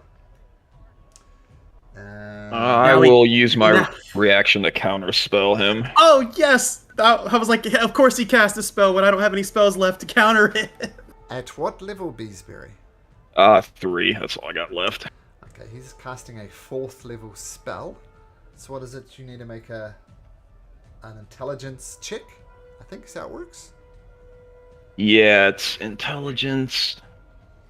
So you're looking for a 14. It's like a spell casting check, plus the level of the spell. Yes, that's level spell 14. So yeah. His dimension door fails. He tries to cast it, which would have put him 400 feet away. But your counter spell comes in and counters it. Nice move. Where are you going, Mr. Wiggles? Ugh, far away from you, you asshole. I think that's an action dimension door. Pretty sure. Alright, that didn't work out the way I had. Yeah, that's an action.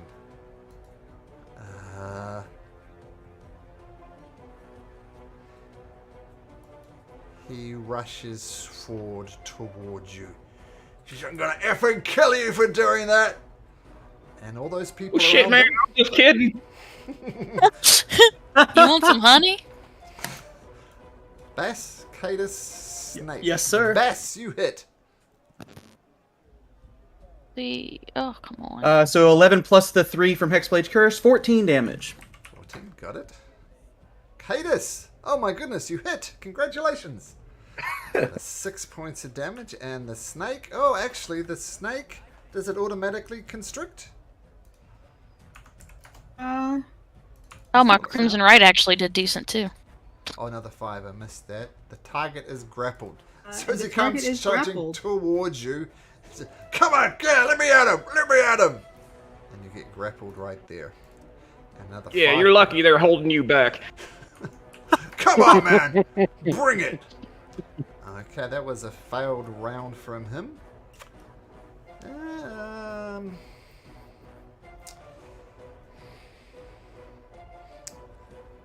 Right, Lumpy, take out the flame-haired one. And Lumpy turns to Caelan. Hail. Rolls an 18. Is that it? I think so. Armor class 18. So Yep, that hits. So the 18 bush. Then he rolls a 19 bush. So one clock on the side of the head, the other clock on the other side of the head, for a total of 30 points of damage. Oh, at least I'm still standing. At least. Okay, Amber the Snake, as you have this guy constricted. What are you going to do? You're going to squeeze? No, actually. Attacks against this guy has advantage, by the way, while he's constricted. But everybody had last time, so. Okay, Amber. I'm gonna pull him into these stalls over here to try to hide.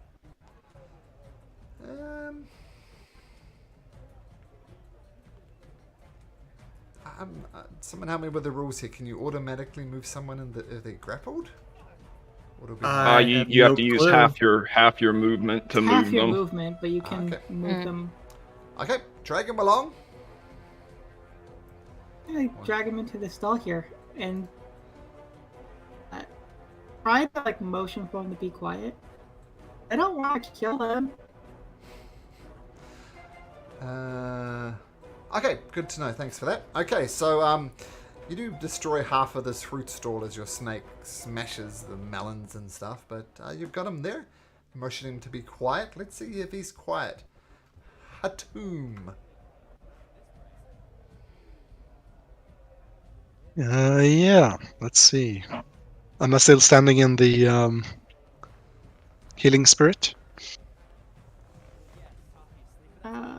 Last healing.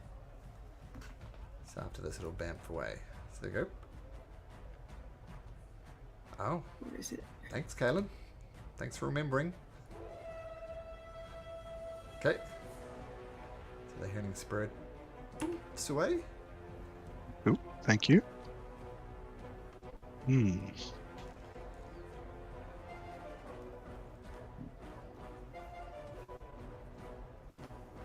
Yeah. The tomb's gonna do Scorching Ray at 2nd level. Okay.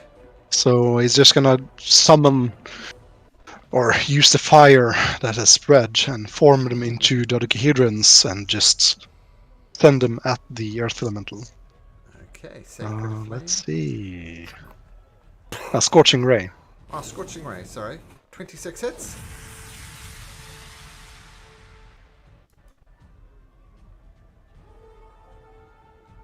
Oh, still hits. Okay, that's 66. Oh, okay, yes. Let me check. Three of them There's all 3 hit. rays. Yep. Scorching Ray. Oof, that's so bad. Quite bad. 20 fire damage. 20 fire damage. Okay, summoning up the flames. That's a good way to flavor it. That's 20 points of damage. Okay. And it's gonna move it back. Yep. I'm done. Okay. Joining Beesbury by the bar. Yep, you're up, Beesbury. Will. Yeah, why not just do? I'm gonna attempt to telekinetically pull it towards me with my bonus action. the Earth Elemental. Okay. Okay, let's have a look. Strength. Saving throw. It's pretty strong. Oh my goodness. Double natural ones. So, it's pulled 5 feet towards you. And then with my action, I'm gonna reach out and see if the creature has a mind and cast Tasha's Mind Whip on it. Okay. What's the criteria? I don't know. Yes. Okay. Yeah, I like bees too. So must make an intelligence saving throw. Not very smart. He rolls a 5. So you can do the full psychic damage if you like. I rolled it. It was 10. Oh, it's 10. Okay, and it loses its reaction as well. Yeah, that's the important part, is that it affects its action economy use. Nice. So I'll just put the minus on there to hopefully remember. Okay. Shakes its head. Didn't like that. Okay, Bass. Okay, Bass seen Amber do this. We'll say to Cadence, I guess she wants us to not kill this guy. I'm gonna knock his ass out. And come over to here, and all these swings are non-lethal to try to knock him out. Yep. Rules is written. So when first, it goes down, you can with the tell me scythe. at that point whether they're non-lethal or not. So don't worry about it. Okay. until the killing blow Okay. Well, then I happens. won't worry about it. Yep. Cool. 26 hits. First. Okay. 11 plus the 3, so 14. What's that advantage? Roll again. He's grappled. Oh, forgot in the case it's a advantage. natural Yes, sir. 20. Or a 19 because of Hexblade's Curse. There you go. Nope. Well, that's just your advantage. 14. So that was a 26. So Yeah. No, I mean, if I roll a 19 or 20 because of Hexblade's Curse, it'd be a crit. oh, that was a 19. But I didn't get the 19. No, he was it saying wasn't. if. I'm saying okay. if. I got it. Can make your second attack Okay. at advantage. Yes, sir. Second attack. There's the 19, so there's the crit. All right. Oh, we'll do So- 3 damage from Hexblade's Curse. Get that out of the Yep, way. 3 plus the crit damage of 13, so 16. Okay. Ugh, get off me, stupid snake. You shouldn't have tried to run. Bonus action, the longsword. Yeah. At advantage. And this is what I was saying earlier, Malcolm. The bottom one, because it's a packed weapon, so I get the benefit of the... not packed, it's my Hex Touch weapon, so it gets the benefit of the... yeah. Okay. Cool. Thanks for clarifying that. Longsword. Oh, I forgot advantage. One more. Another 19, so a crit again. Oh. So 16 plus the 3, 19. How do you want to do this? Okay, so looking at Amber and seeing that she really must want this guy alive, he flattens the long sword out and just right over the head, like Billy Club style, boink! Non-lethal. Okay, he falls to the ground, not dead. And then I'll look up at Amber with her snake face and, is that what you wanted? And that's it. And the Earth Elemental. Poof. Ooh. Caelan was just standing ready to hit the Earth Elemental, and then like, oh, it's gone? Yeah. Oh well. When this guy drops to 0 hit points, which he did. Not dead, but still at 0 hit points. Okay. Oh, there's a fire happening. Quick question, Malcolm. Yep. Because Hexblade's Curse says it stays on there until the target dies, or until I'm unconscious. So since the target isn't technically dead, is that still on him? Yeah. Hey, he's not dead. Yeah, I shouldn't have. Okay, fire is spreading. Oh, this was a mistake. Has anyone got any ways to put this out? Any buckets of water nearby? Yeah, I mean, it is a bar, so. burn it all to the ground. Throw alcohol on it? I'm just saying they might have. It's a bar. They've got water. Yes, which was shattered with his thunder step went off over here. All the Ugh. bottles here are just destroyed. I just have this, and I slap a honey healer salve on Hatum. Okay. Oh, thank you. Oh, that's nice. Is this a door? Yes, actually it is. I gently pat the is dwarf as she reverts back to Amber. Okay. I want to try to go through the door, if it's open. Also, well, what they say, right? In an event of a burning building, run down into the basement. Okay, no one's doing this. The fire spreads. Maybe there's bear downstairs, guys. There's a basement? I don't know. Maybe there's a door here, so I assume it leads somewhere else. You see stairs. This door is not here. I'm going to say got blasted by the thunder wave as well. And you see stairs descending here. Are there barrels and like alcohol, racks of wine? I'll say these, racks of wine and these beer caskets survived. I guess I'll grab one of the bear caskets. Is it filled with anything? Is it full? It's about half full. Okay, I'm gonna take it out. Open it. I'm I'm gonna pour some of the beer in my mouth first because Caelen's had a really rough day. So he feels like he deserves some kind of compensation from the bartender, hitting him in the face twice or 3 times. And he's going to throw the rest of the beer at the fire closest to him. Okay, I don't think beer is flammable enough to light up, so that's fine. And with Amber's combination of her gust of wind, we'll take a few attempts at that, but eventually between the beer and the gust of wind, the fire goes out. And the gust of wind is up to a minute, so she's just going to spend the next minute kind of like blowing on the fires to blow them out. The guard says, okay, thank you, citizens. We saw this guy was the aggressor. We have witnesses. So we'll be taking him into custody and applying the applicable laws. Thank you for putting out the fire. My friends, before you leave, if you could let us know where he'll be, we're with the Cobalt Soul and our upper ups will have questions for him. Your upper ups. We'll be taking him. Where's Ankara? There it is. We'll be taking him to the jail, not far away from the. Sorry, my thing's gone weird. Not far away from the Carillion Palace. And what I'll do is I'll grab. Oh, we've been there. I know that jail. I know that jail. Yeah, I know that jail. Christ.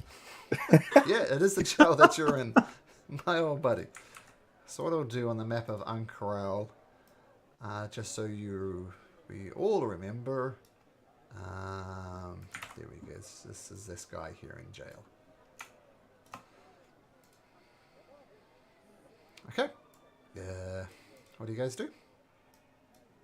Atum's gonna say to the guards, remember to keep him bound and gagged. He has evil moon magic. Right, good to know. Thank you for that. And yeah, we'll start cleaning up this mess with the elephant and these aggressors. Not good. And they take Kalkura the gold away. Are you guys going to send word to the what's our organization named? Cobalt Soul? Mm-hmm. To, well, inform our higher-ups, because as said, they really want to question him. I believe he has some important information regarding these. Well, it also connects to these elephants, which you fought earlier, so all right. It's kind of a crisis in the making. All right, we'll expect to hear from the Cobalt Soul. I'm gonna search through this guy I killed behind the bar, or we all killed, rather. Okay, the dead guy. Mm-hmm. Why is that coming? Okay, so on him doesn't have anything of note. He's not bringing any army, wasn't using any weapons. I mean, he was given the appearance of a barkeep. You do find a note in his pocket, though, Cadus. And this is what you find.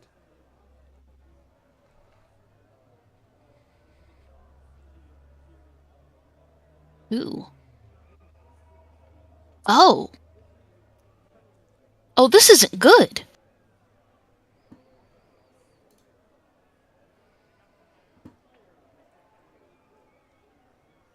Wait, what? Yeah, that's not good. Okay. Okay. Okay. Okay. I'm gonna pass the note around to everyone. Hmm. And, like, sit in my thoughts. Well, with what this note says, we should search the basement to see if there's anything left. What is an aboleth? If you think you might know, the character would have any idea, can you make me a history or a nature check? Oh, can I have advantage because of my backgrounds? The origin of the book, which I'm carrying around? Can you bring up the description of that? Or is it just a background book? It's like deep speech book with Sure. words Probably- aberrations. Well, I'm going to say... Probably make it a disadvantage. Sure. Mine is Fey, Fiends, or Undead, so I don't think that counts. Yeah, I'm gonna disregard the roll. I don't think Kachum would have studied this kind of thing, so ignore that. 20. DM, would I have advantage on this check because Bass would have possibly seen carvings or notes of creatures in all the tombs and archaeological sites he's been through? Sure. I think Christian knows what an aboleth is. Is that right? But Hatum doesn't? Oh yeah, I know what it is. Okay. Not good at all. Bass, no, haven't come across it. Amber, you know it's a sea-based creature. And it's nasty. That's what you'll get for... 17. I'm looking at Bass's one. 17. An underwater creature. It's quite large and messes with people's minds. We'll put it that way. Large, underdwelling creature that, it messes with your mind. So, yep, that's what you get with a 17. And you recall seeing a picture of it as well. And it looks something like this. Amber sketches it out. Huh. That's horrifying. I want to kill it. Not if it's named giant Elixion. fish. Looks like a giant fish. But it's calling itself Elixion. We can see that there's an issue with this. Isn't Elixion a human, though? I don't know that I'm so confident about that anymore. Well, but the vision, he said his power was being drained, so what if his power is being drained to this creature? And the creature's gaining his essence? And then there was a thing about this, it was called an apotheon, apothecary, apotheon, yeah. Apothian, yeah. Elixion the apothecary. Oh yeah, what about Potions. Kalen's check? He had 24. Kaelan? Ah, sorry. I'm getting confused. More things about the aboleth. It enslaves things as well. Like if you fall under the psychic attacks from the aboleth, you end up serving the aboleth pretty much indefinitely. There's a habit of enslaving lesser minds. So is it like considered intellectual? Very. Okay, yeah, that's frightening. I would say that our time is being cut short. The sooner we're able to get into Cael Morrow, the better. I think we should report back to the Cobalt Soul. You Should we check the basement real quick for any leftover artifacts to turn in? Oh, I was just gonna mention that. I agree with Bess. A quick search down Fine. there. It's just a meeting room underneath the bar. Just some chairs and a table. Have a search around, nothing much of interest. I was interested, Beesbury, is this making any sense to you whatsoever? What they're talking about? Oh, you had taken Amber to a different room. We did catch Beesbury up on all of this when you were... Oh, you did. Okay. Yeah. Okay, cool. Yeah. Okay. What do you do? To the Cobalt Soul, show him the note. Yeah, they're the only way I think we're going to be able to properly get into this underground city, so the sooner the better, in my opinion. Yeah. Okay, so you head across the city, leaving the chaos in the Sankat Bazaar behind you, and head back over to the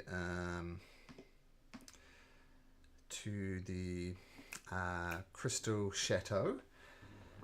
And if you remember, there was a high curator, Jamil Alithia, something like that, who gave you this mission. And you walk through the appropriate things, and you go into his office, and he says, welcome back. What news do you bring about the Vermilion Dream people? Did you find any evidence, anything linking them to them? Oh, did we? I'm just going to hand over the note. And he reads the note. This is concerning. Okay, thank you. This has kind of confirmed our suspicions. This is going to make things very complicated in the city. We now have hard proof that the Vermilion Dreams is trying its damnedest to get down into Cael Morrow.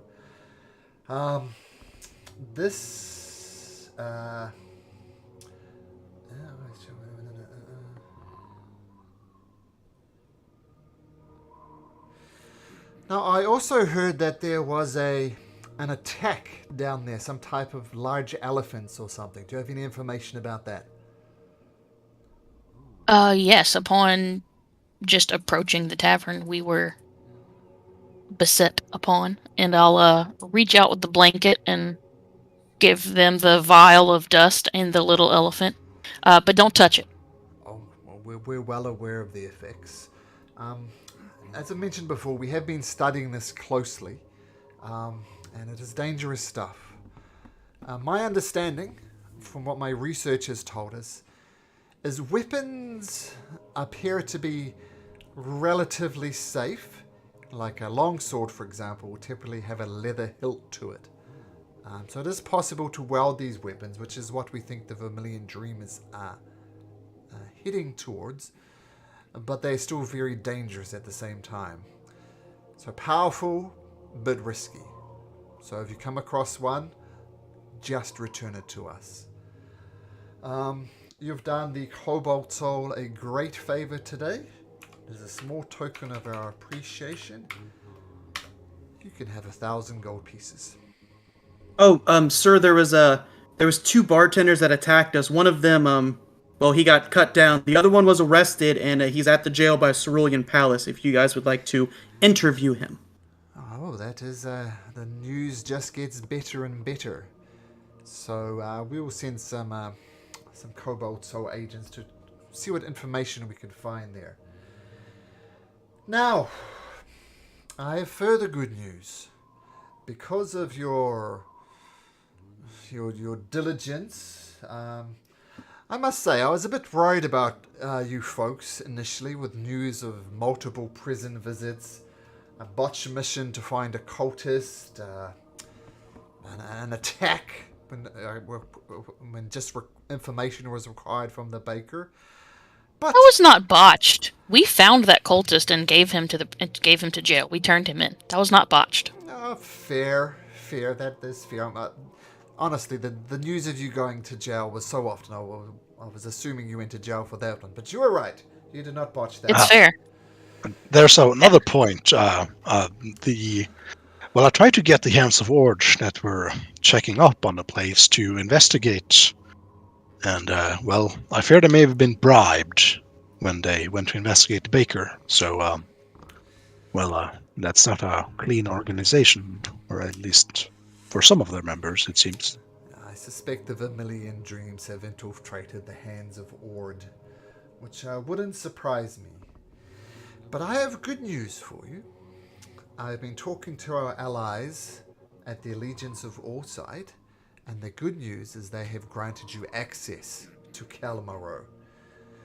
Now, the Allegiance does control the excavation short, and given this information you've given us, we know it is also threatened by the Consortium of the Vermilion Dream, so it is vital that you act quickly. I suggest, some of you look a bit beat up. Caelan, you're looking a little worse for wear there. So I suggest you rest up for the evening. The choice is yours, though. Now, you've probably already come across this, but ruidium is a magical substance that corrupts everything it touches. Now, our understanding, it comes from a place called the Netherdeep, which can be reached by passing through a rift in the very heart of Cael Morrow. I'm told that passage through the rift requires some sort of key, but I do not know what form this key takes. Now, I fear further unrest and Ankara will exist so long as this rift exists. The Netherdeep must be sealed off or destroyed, lest ruidium continue to find its way into Ankara. But first things first, we need that key. Do you have any questions? Is there any thoughts as far as what a key could be for this? Well, I don't imagine it's a literal key, like a turn with tumblers. I don't know. I would suggest you go talk to Professor Insight, a Curie, who's the head of the Allegiance excavation if it's below there. She'll grant you access, but she'll be very tight with any information. She might have information about the key. So I suggest you go talk to Professor Insight, which should be easy enough to find down in Cael Morrow. Talk to her. She might be able to help you more with the key. Is there multiple keys? Because that note said that they already had a key and it was lost. Your guess is as good as mine. Might be a key, might be a type of key, might be a ritual. As I say, I use the term key very loosely. Key is something that opens beneath Cael Morrow to the so-called Netherdeep. Could be a key, could be a ritual, could be a spell. We don't know. But Professor Insight and Curie might know. She's a tiefling, bright red, hard to miss. Okay, then. Guys, should we rest up and head there first thing in the morning? Sounds good. Yes, please. I'd say we take the rest of the afternoon and evening to not do much. Could I perhaps ask for your assistance in something, Caelan? You seem to know the streets of Ankara better than I do. Could you help me look for a shop, perhaps? Jewelry shop or something of that kind that sells diamonds. Do you want to do this now? Or... we can do that in tomorrow if you want, but yeah. I'm just saying I'm pretty tired at the moment. I'm sure you can understand. But of course, the streets. Yes, I guess you can say so. But yeah, I'm pretty familiar with the streets. I've been walking around here for a couple of years, so yeah. Let's see if we can find one in tomorrow then. But too, maybe if we're lucky, I might be able to point one out on the way back to our lodging. Oh, well, any help would be good, I think, yeah. Now, before you go rushing off shopping, you're going to need these. And he hands each of you a badge and says, just show this to the guards at the top of Cael Morrow, and this will grant you access. Oh, okay. Yep, and it's you look at the insignia on it, and it bears the insignia of the allegiance of Orsine, as opposed to the Cobalt Soul. Okay. And if you do find a key or a way to enter the Nether Deep, please come back to us and let us know. There'll be another 1,000 gold pieces in it for you. No. Understandable. Well, if we can't cut our adventure short down there, can we alert you by sending stone before we come back so you know for sure? Sure. I mean, the information is what I'm most interested in. Of course, you need to come personally for the 1,000 gold to be delivered, but yes, if you have a way of contacting me, absolutely. Okay.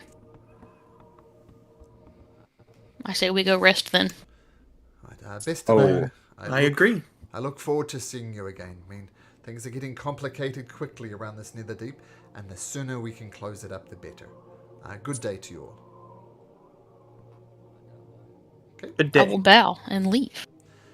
Maybe we could find a place with really strong liquor. Like really strong. I need to mend my wounds. I believe our rooms are in a tavern, so Do they have the strong stuff there? I feel like they're just serving beer. You would know that if you want the strongest stuff, you can go to a place called Step Aside in the Circular Walk. It's a very upmarket place, and you could pretty much have any type of drink you want there. I like the sound of that. It does cost 5 gold pieces to sleep there, though. It sounds fancy, doesn't it? Like, don't we deserve a night in luxury? how about this? Yeah. I'll get 3 rooms and I'll pay the 15 gold. Okay. You want to pay for all of it? I'll do it. Oh, wow. Oh, thank you, kiddies. Yes, thank you. Do I see any shops to point out to Hatum on the way there for him to buy a diamond? I'm going to say with the local knowledge, you can find... and obviously know what you want this for, Hatum. It's got to be 300 gold pieces, right? Oh, yeah.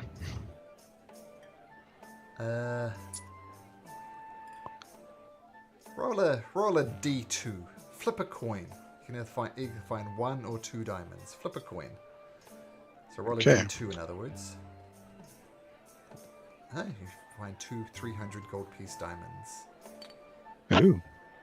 Can you afford that? Well, I can afford 1 at least. Let's see.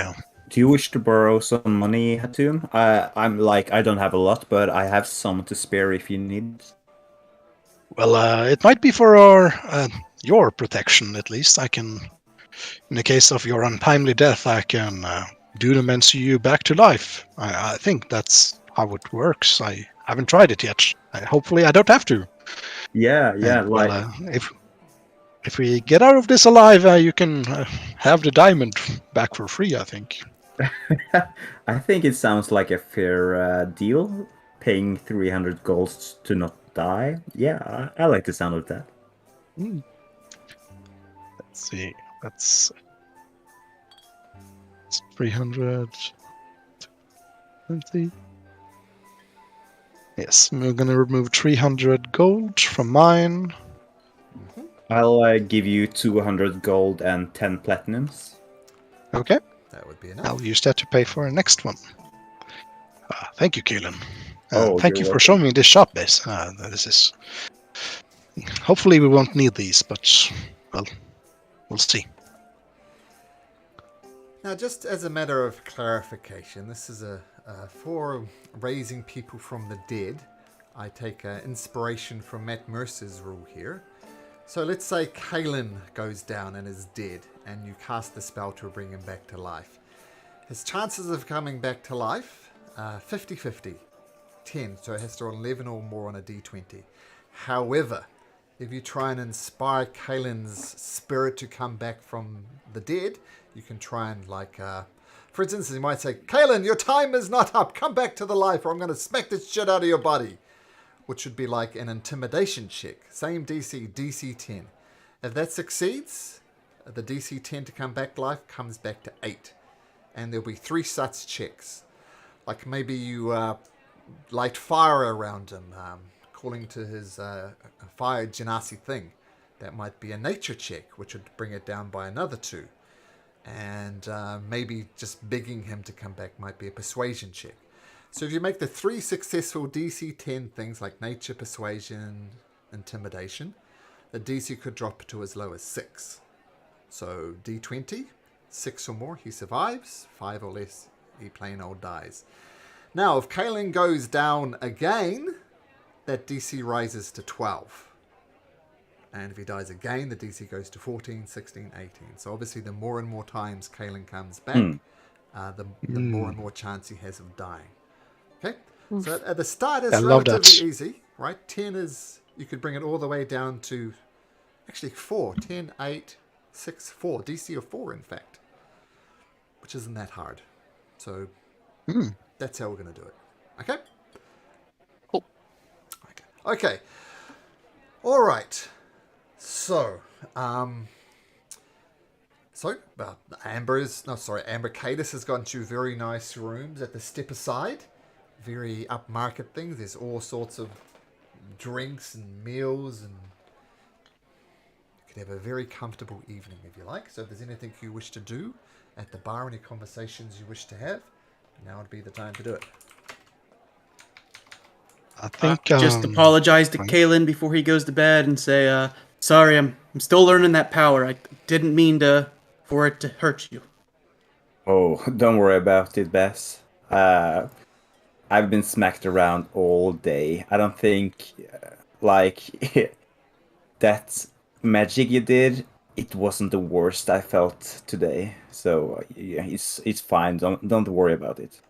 I'm just glad you healed me when I was down, and I really appreciate that.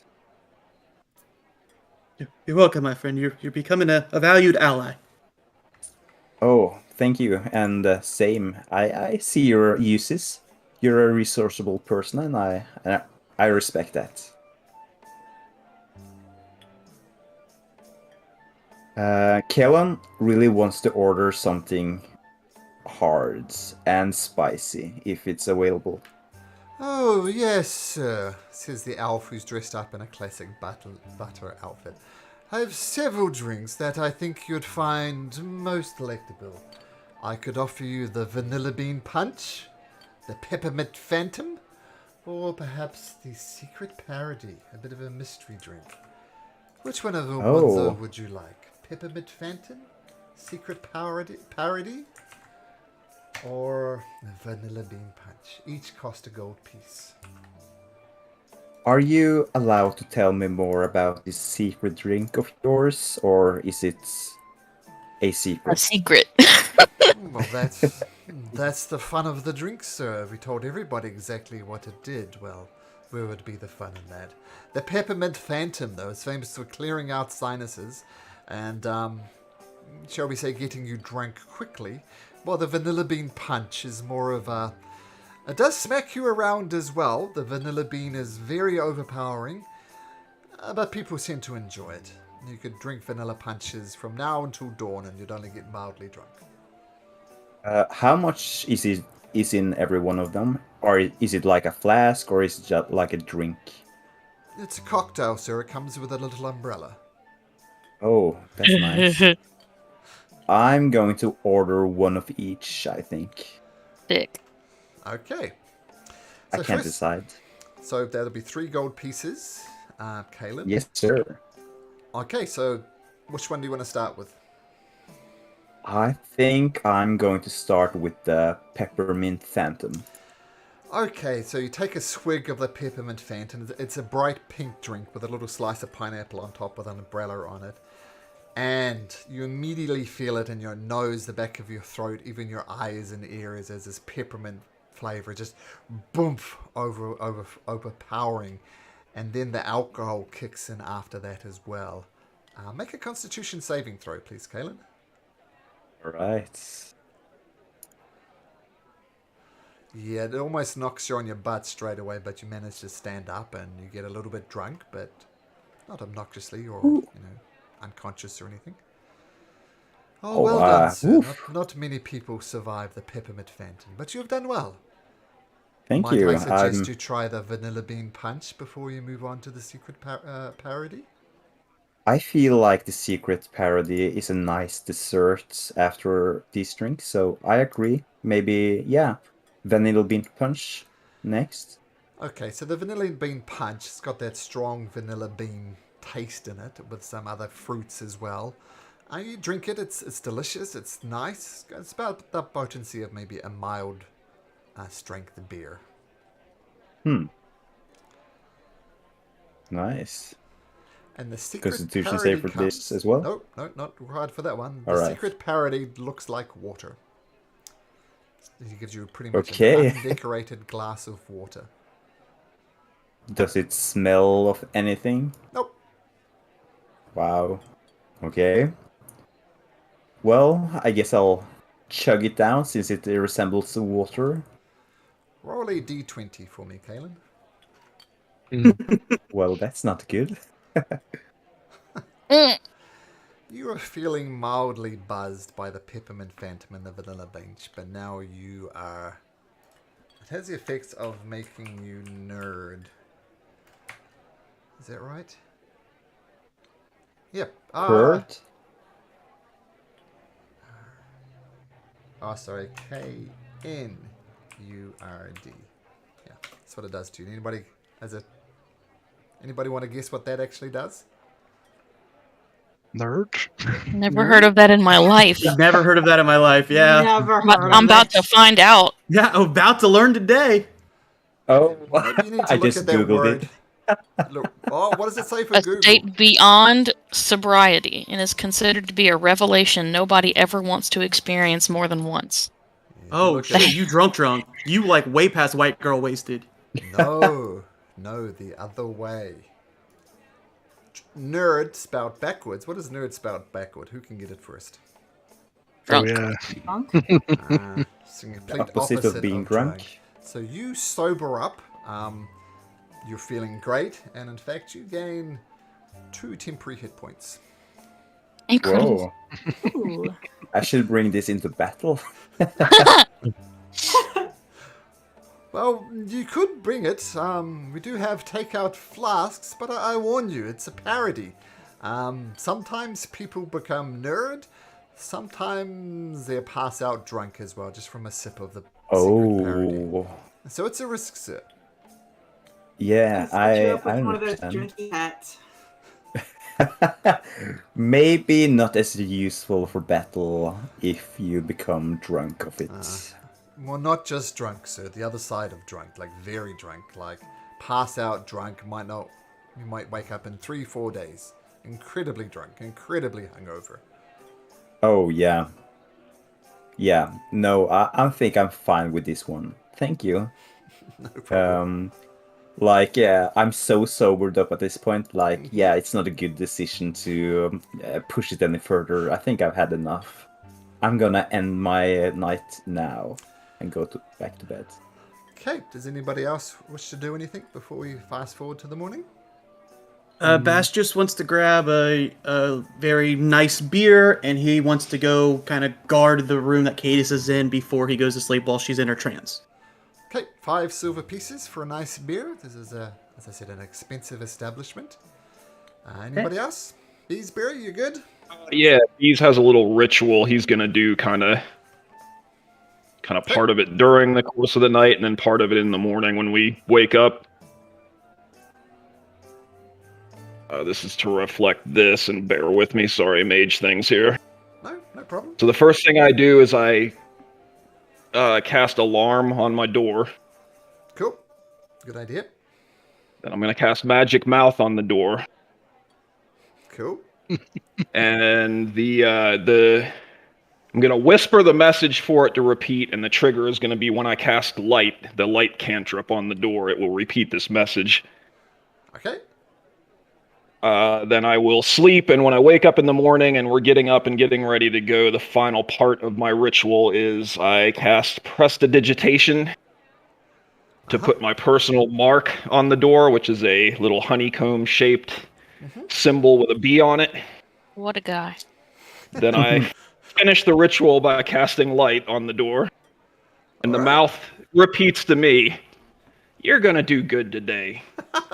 You're gonna have a great day because you're good enough, you're smart enough, and gosh darn it, people like you." And then I'm gonna cast Dispel Magic on the door.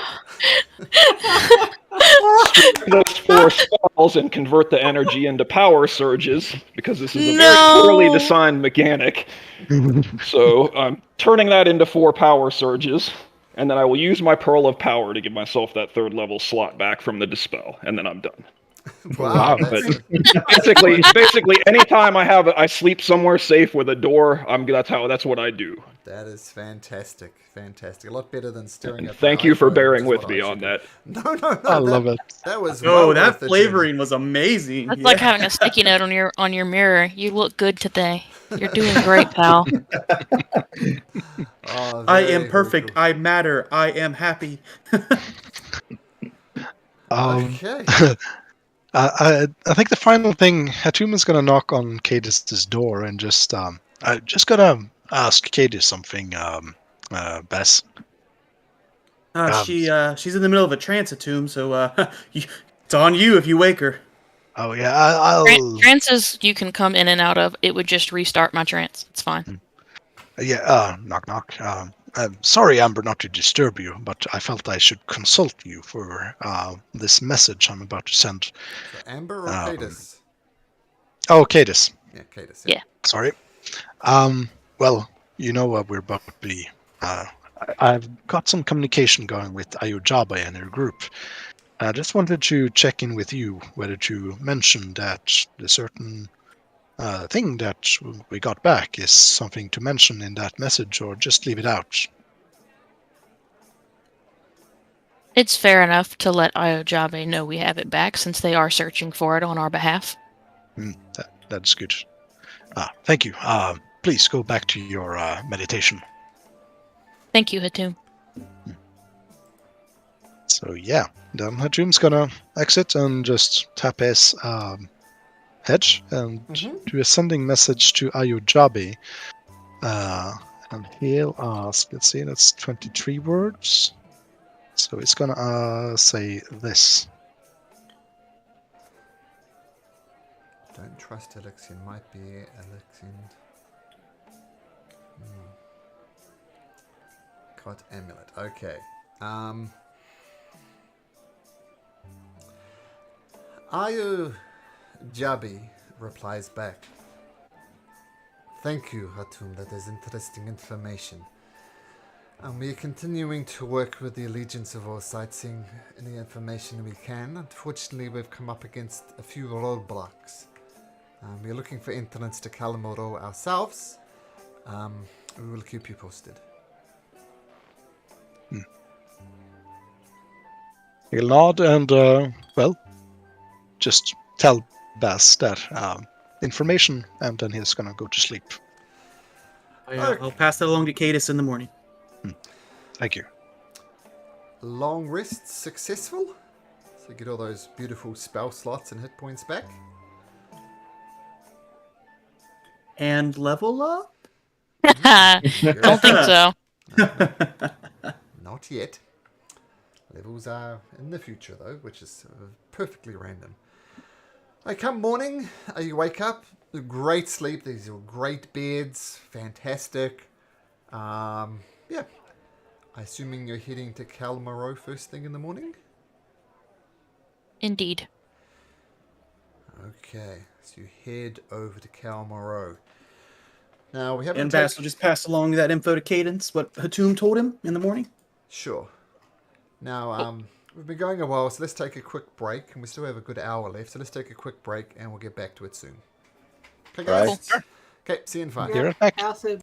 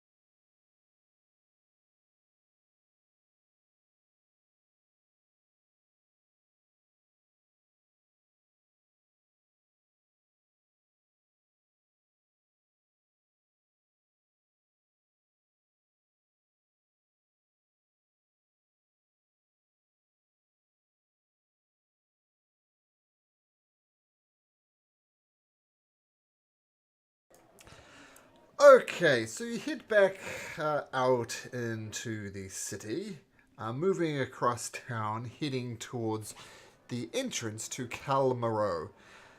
And the chief guard says, "Oi, you lot, you've been here before. I don't need to explain this again. We know how much trouble you got in last time, so don't even think about it. Now piss right off. You're not welcome here." Bass will just hold up the badge and just give him a look, just dead face, like, All right, down you go. Mind your step.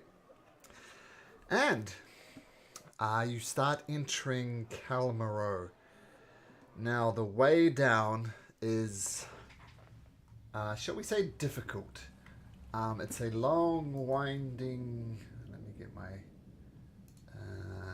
notes right in order before I start babbling. Yeah, so it goes down and down and down. This long spiral staircase as it descends down and down and down and down. At a rough guess, maybe 500 feet before the spiral descends down. And as you get... Bass. Bass will look at the group and he'll say, do you guys want to take the short way down? We can just jump off. Everything will be fine. No. Hey, just trust me. Good, thank you. Everything will be fine. Oh, it seems a bit No, scary. we'll keep walking. We don't want to miss anything. Oh yeah, I Alright. cast Mage Armor. Sorry. Mage armor, cool. As you get towards the bottom of this area, there are some windows on the staircase. And you look outside and you see glimpses of the sunken city below El Corral. Magical lights have illuminated several of its ruins, but most of the city is hidden from view. You pop out some good berries, Amber. Okay. Been done in the morning as well. Ooh, thank you, Ember. So they add 1 hit Nom, point nom, nom, healing. nom, nom, nom. Okay. And as you descend, you eventually get to the bottom of the stairway, which brings you here. Now let me know if anybody can't see. This place is illuminated, so can everybody see? Yes. Yes. Nice Okay, corner. But I have 60 feet of dark vision as well. Okay, now, because of complications in this map, I'm just going to leave it at 30 for now. It's not going to really matter. But if you ever get into the water, you're going to be limited to 30 feet of sight anyway, due to various sediment and the darkness of the water. So I'm just going to leave it at Gotcha. 30. Just when I think that's going to matter as you're wandering around this Cael Morrow. But, so just so you know. I saw a corridor. No. So at the bottom of the staircase, a plain windowless room containing boxes of archaeological tools and crates marked with the emblems of the Legions of Allsight. Not far away is a passageway that leads to a stone door, also marked with the Allegiance's symbol. Leaning against the wall next to a door is an orc, wearing the badge of an Allegiance of Allsight member. He doesn't seem to have noticed you. He's just dealing with these crates over here. Oh, hello there. Hello. I'm gonna need to see some identification, please. Flash our badges. Alright, well these are certainly the right type of badges. I don't recognise you. Are you members of the Allegiance of Allsight? No, we're with the Cobalt Soul, but they've given us permission. The All-Sight group, I think, with Jamil. I think, yeah. We're seeking Professor Insight a cure. I was just going to suggest that. Go through the door, and you'll find her through there. she's going to have questions for you. You're not being members of the Allegiance technically. You're here at our discretion, shall we say. But best way to do it is go have a talk to Professor Insight. You should be good. Sounds good. Right, off you go. Okay, now in case you can't see it, there's a passageway down here. Is it cold down here? Yes, it's a bit on the chilly side. Hmm. And let me just make sure. Ooh. Oh, that's that on. And okay. All right. So you come to the door at the end of the corridor, and once again, it's got the symbol of the Allegiance of Allsight on it. It looks like a fairly simple door. Kaelin, you're up front. What do you do? Yeah, I'm just gonna push it open. Now you push it open and you're struck by something immediately. This corridor isn't stone and like the previous corridor. This looks like a shimmering blue light tunnel. And as you glance around there, Kaelin, you can see out there, and you can see the waters surrounding this area. So it's like a translucent blue light tunnel almost. So it's like, is the water lighting up the room? No, but you can see out into the water. That's what I was saying before. Yeah. That's as far as you can see because of the various sediments and the darkness of the water. But you look out there and that's what you see. It's an odd experience as you step into the tunnel. It's solid underneath. Before we actually continue onwards, can we take a couple minutes out here in the entryway? Oh, sure, I guess. Anything you need to do? Seeing as we're surrounded by all this water, I have a spell that might help us. Sure. What do you have in mind? I have a water breathing spell that I can cast on us. That's nice. How long does it last? The whole day. Oh, Oh, I think that might be very handy, yeah. Would you guys be able to around? oh yeah, sure, Ember. Let's do it.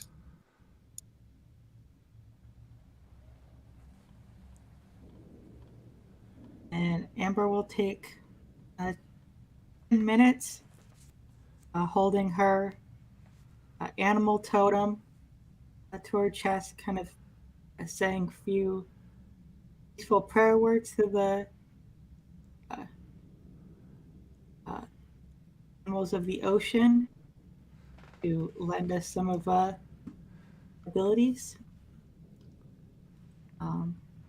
Using the components of the spell, and she will cast water breathing as a ritual.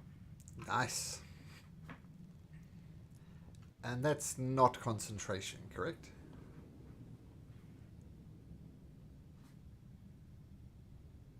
It's going to display in VTT just so it doesn't consume a spell slot since it is a ritual.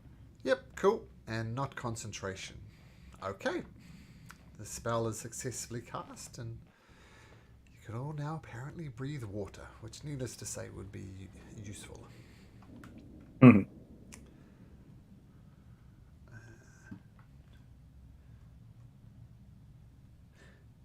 Now, can everybody just roll me a plain old D20, please? Okay.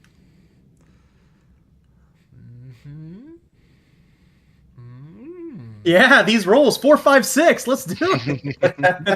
Who are we missing? Bees, just need a D20 from you as well, please. Can you roll a 3, please? It's at the top. I rolled a 10. Oh, sorry, I missed that. Amber. can you roll me two things? Can you roll me a d10, please? Excuse me. 9. And can you make me a wisdom saving throw, please?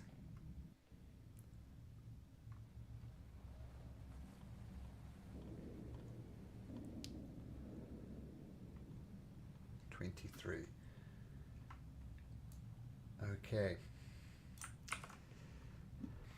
You hear a voice in your head, Amber. This is what you hear in your head.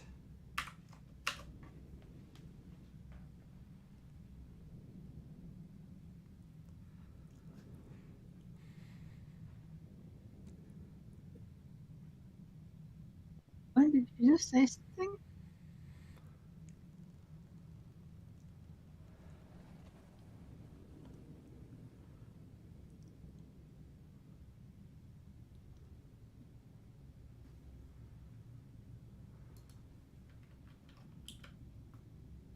No? Nope. No, didn't say anything, Amber. Could have sworn I heard something just now.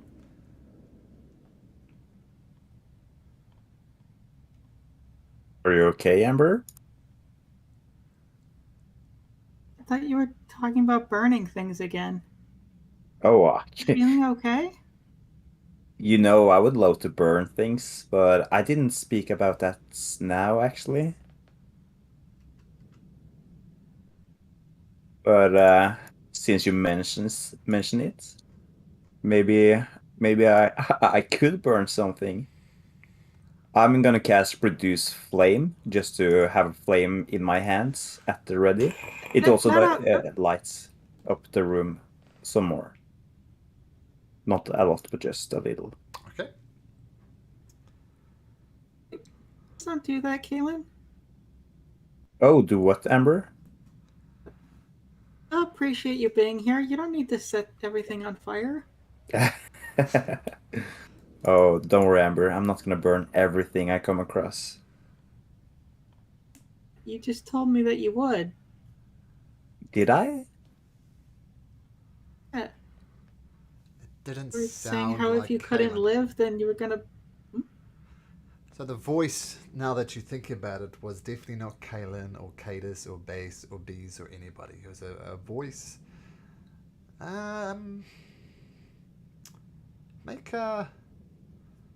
Make an intelligence check for me, please, Amber. Not very intelligent. Intelligence check, not save. Yep, Sorry. it's a plain old intelligence check. Okay, take the 14.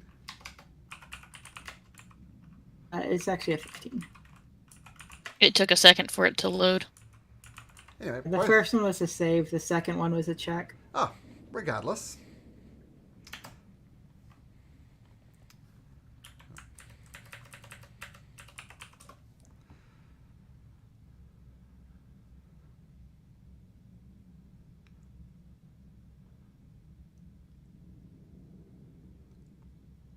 Oh.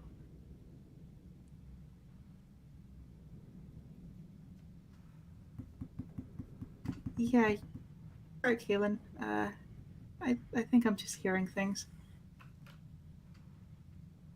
Inside your head? Or...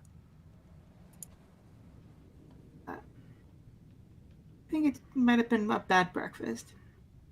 Should be alright, though.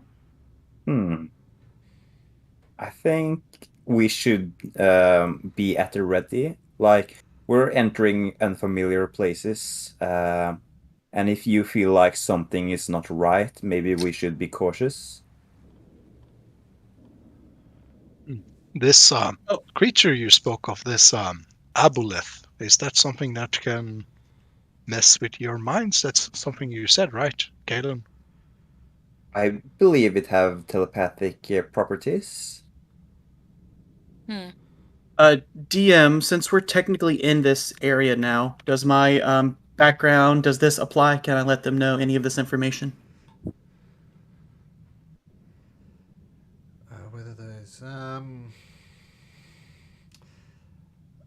The structure looks like it was elven built. And just a city. Wasn't built for any particular reason other than being a city. Well, guys, just to let everybody know, it looks like, our Cadus and mine ancestors, some type of elves, built this area that we're coming down into. So it is elven in nature. So use with that information what you will, but there shouldn't be too many surprises. Well, we've heard so much about the calamity in our adventures. Could this place be built in that old forgotten age of Arcanum? How far deep down it is? It's a good possibility that it wasn't affected by the calamity.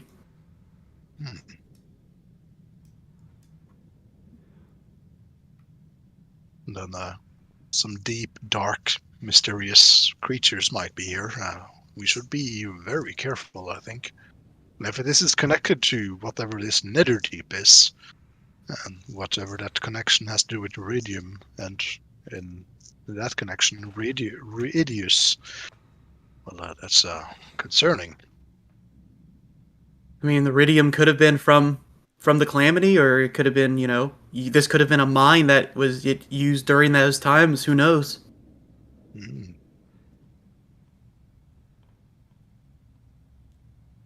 Well, I guess it's only one way to, find out more about this place. Yeah, I mean, I guess we got to get out of the hallway, right? Yeah. This what was the professor's not name again? really the place for talking as a human and a halfling approach.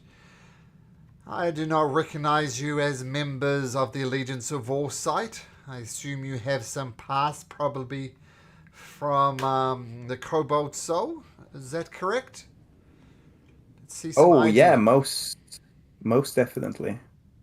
Gonna show her the badge we received. Yep. Multi-pass. Alright, you can proceed further in. Just let me make a few things clear. This tunnel that we're in, this tunnel made of light, it is perfectly safe as long as you don't start messing with the crystals. And the human points above the door, and there's a blue crystal above this door. Remove this crystal and this whole place will flood. So for the love of the gods, don't be an idiot and you'll be okay. Is that clear? Can you point us? Clear, yes. Can you point us in the direction of Professor Insight, please? Yeah, Professor Insight is just through this door. Needless to say, since you're here at the pleasure of the Allegiance of Warsight, being Cobalt Souls yourself, I assume we'll be watching you closely. Alright? There's a great many, shall we say, interested parties in helping and the treasures that are found within here. So I'll be keeping a close eye on you. If you find anything unusual or suspicious, please bring it to the professor. Do I make myself clear? Crystal. It's clear as the crystal above your head. All right. Wow. Nice, guys. And the halfling actually swings the door open for you. And you walk through into this next area. And this seems to be some type of storage building. Oh, I have art for this. Wish they'd make this easier to find the art. No. You can't have things that are easy. Come on now. No. Here we go. So this is what this particular room looks like. It's 3 stories high. There's a spiral staircase up the center. And you'll notice, actually, you see some of the NPCs. You notice the guy on the right on the top of the staircase. That's actually a Kinku. And next to him is a Goliath. A Kinku and a Goliath. And also a third figure in the room that looks like this. Yeah, so So the storage building has 3 floors connected by a spiral staircase. And the archaeologists are using the shelf space to store journals, recovered relics, and excavation equipment. Windows warded by barriers of shimmering blue light offer views of the underwater cavern outside the structure. 3 individuals wearing Allegiance of Warsight garb are present. A tiefling, a Goliath, and a Kenku. And they bustle about the space engrossed in work. The Goliath kind of nods in your direction. And Professor Insight sees you and she says, yes, who are you? What is it you're wanting? We're very, very busy here. We do not need interruptions. State your business, please. We're with the Kobold Soul. We're here to talk to you about a key. I know nothing about a key. If I knew about a key? Well, and what exactly is it that you want this key for? You planning to go down deeper? Oh, yes, we are. See, it's the key to the rift, if you understand what I'm saying there. I do understand what you're saying. This is what we're here for, to doing research and... Look, you're plainly not... let me guess, you're here at the bequest of the Cobalt Soul, is that correct? Yes, Indeed, and we I'll are. hand the note, the same note that I let Jamil read. I'll let her read it too. About the elixir, that one? Yep. Oh, and a spy. Mm-hmm. Oh, this is most interesting.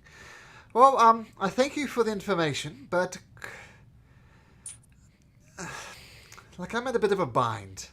Like, yes, you have permission to be here, but that does not require me to give you any useful information that might help you with this key. We do have some understanding of what the key is required to open it, but I'm afraid I cannot give you that information. Then I'm afraid I just can't give you any information what we find down here. Well, let me make it clear. If you, I do not have information about the key, you cannot just go walking willy-nilly through my archaeological dig site here. So, Come dig site, this is in shambles compared to my work. I'm gonna shove Bass backwards out of the way. Full palm to the face. And Best takes it and immediately just shuts up. Like, damn it. apologies for this, and I'm gonna look back, for lack of a better word, piece of shit. well, thank you. Thank you. I was about to give him a piece of my mind myself, but you I like. Is there anything here that we can do to maybe assist you, to show that we're not here for anything bad or anything even for our own gain? We are simply trying to assist to prevent the Vermilion Dream from getting their hands on any more Ruidian than they already have. Well, that is a noble goal. But still, you are not members of the Allegiance of Foresight. I'll tell you what, though. If you can... I'm having a little trouble... sorry, I'm just looking at the wrong thing.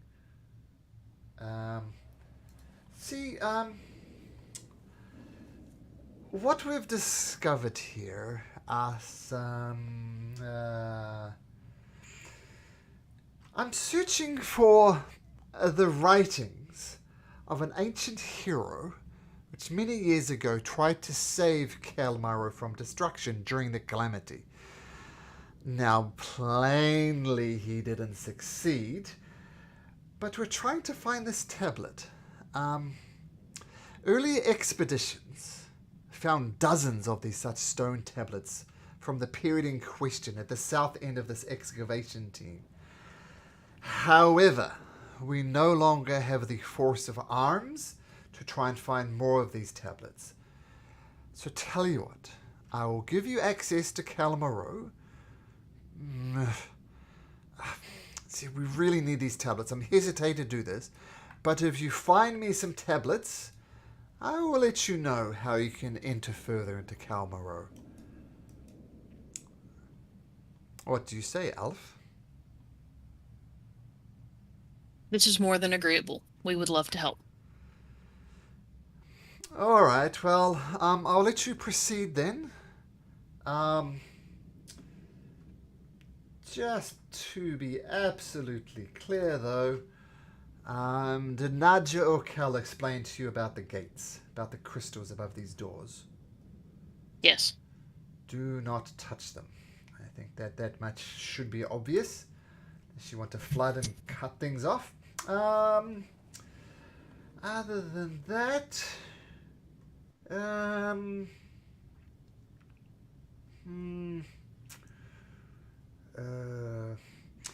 there's also a temple down there as well. It's a temple we believe, judging from the iconography, to be of Carlin the Archheart, the great elven goddess. A god, actually. We haven't been able to get through into there. We're not sure what's happening there. That's about all the information I'm prepared to give you at the moment. I wish you luck, but me, Zot, and Scribble will have things to do. So be on your way. And she goes back. I will bow deeply and then ask Bass if he's a complete idiot. Big Side has ran like shit. Come on now. She was clearly holding back information. And you just willingly gave her the note. That's her job, and our job is to be good. We're being good. You're saying you since when are you good? What? I'm always good. I don't fight people that I'm trying to help. Is that a job? I fight people who don't want to help me. And if I speak to this woman properly, like we did, she's helping me. She's got a point. That's just sulks. Whatever. Oh no, Bass, we'll find you good targets. Probably down there for your scythe. It wasn't at the scythe. It's just I'm an archaeologist too, Hatum, and she's running this all wrong. Oh, wow. It's that kind of feeling. That seems like a personal problem to me, and I'm going to walk through this door. Okay, another one of these light tunnels come out. You're like almost looking like almost like a tube, and you can see through it, and you see more of the Cael Morrow, the sunken city. Oh, I've got a question for you, Miss Insight. Professor. Yes, sorry. Professor. Yes, Professor. Have you encountered any dangers down here that would guard these tablets? Any information you can give about that? What would stop us from getting these tablets? What sort of problems have you encountered that stopped you so far? Make a persuasion check, Hatum. Oh, wow. She's reluctant. Also, Well, as I'm always talking to Cadus when you get a minute. Sure. Or Cadus to get a minute. You can continue. Well, I guess to give you the best possible chance of getting to the tablets, there are several creatures down there. Ones we have dubbed bloodfins. Kind of look like this. They're... stay away from them when they die. Let's just put it that way. There's these other creatures we've found which we've dubbed sorrowfish. They're best to be avoided as well. They tend to fixate on targets and just drain them of all life, fill them with despair. We have seen an aboleth down there, which is the reason why we haven't gone down there recently.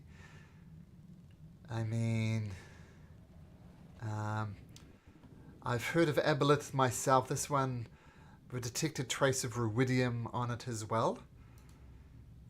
So if you can imagine an aboleth which looks like this with the ruidium, if you see it run. And the other thing I'll mention is a creature which we've called the Death Embrace. It doesn't move very fast, but if it gets a grip on you, let's just say goodbye. It has very, very long tentacles. And best to keep your distance from it.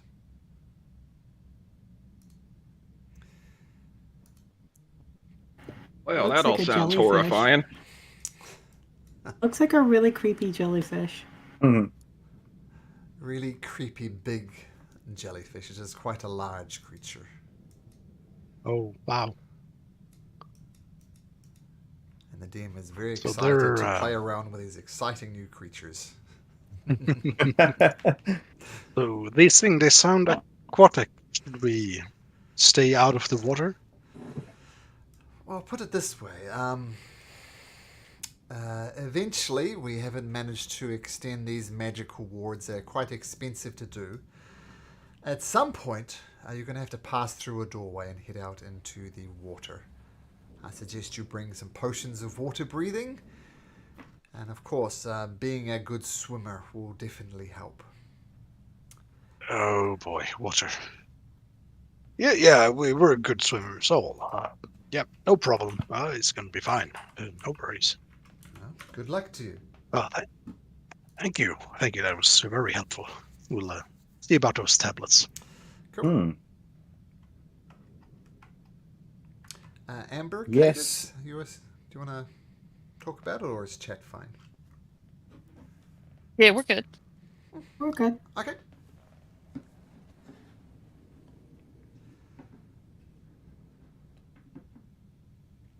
Marching down the hallway. Okay. Come to another door, Cadus. Swing it open. I will prepare an Eldritch Blast in case something squirmy looks on that other side. Something is not squirmy on the other side. But before you are the ruins of a once magnificent house of white stone. The ceiling has fallen through, leaving the marble floors littered with masonry, broken bed frames, and other furniture from at least 3 collapsed stories. A stairway from the entrance hall leads to the upper level of the main room. And this kind of confirms what you were thinking about before, Bass. This once again indicative of an Alvin build. And can everybody please roll me a d20 again, please? Yes, everybody. This is for sure Elven made. I'm sure of it now. It's looking like Beesberry so far. Is that everybody? We're missing one. Who are we missing? 1, 2, 3, 4, 5. Caleb? Oh, Caleb. yeah. Caleb, Sorry. D20.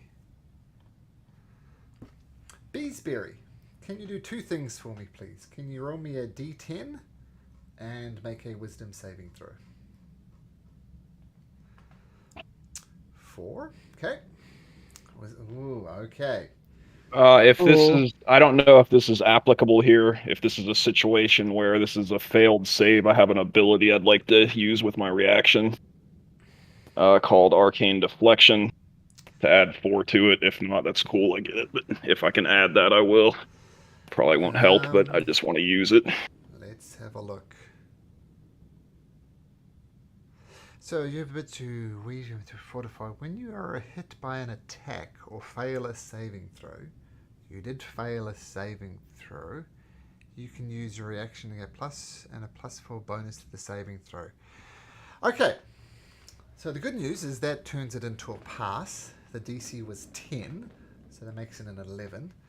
But you do still hear a voice in your head.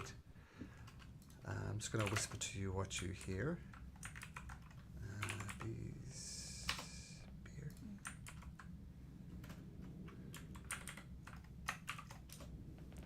That's what you hear in your head. What? Who said that? Said what? Looking around wildly. I think there's a ghost haunting me, y'all. This ghost? I knew it. Soon as I laid eyes on this place, I knew it. Ghosts. Oh no, not elven ghosts. I don't like those. They scream. I've heard. Ghosts. And what did the ghost tell you? Telling me it ain't happy with its power. It ain't enough and it never will be. I don't know what the heck that means, but that's what it's saying. A power-hungry ghost? Leave me alone, ghosts, and I start slapping around my head like mosquitoes, like I'm slapping at mosquitoes. Go away! It's alright, I got this. You just gotta be firm with them and let them know who's boss. No worries. Oh, I'll remember that next time I see a ghost. Do you have a lot of experiences with ghosts, Bees? Man, there are ghosts everywhere. They're always all around us, watching you when you bathe and sleep and all kinds of other creepy stuff. I heard all kinds of stories about it. Even when you bathe? Yeah, you never know. Oh, that's creepy. Is it really that creepy to have things watch you when you bathe? I mean, Yes. Yeah, that's why I always ward the room when I take a bath. Oh, that's smart. But my pappy told me if they're you- all around us. Here's my if flaw, you by the way. you bathe in the pond or spring, there's always going to be some creature watching.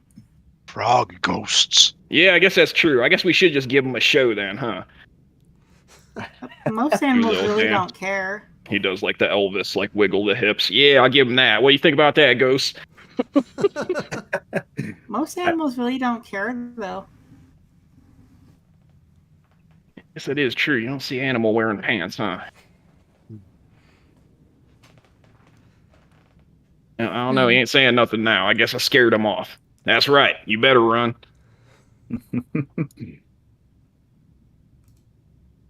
Well, nothing particularly interesting in this room.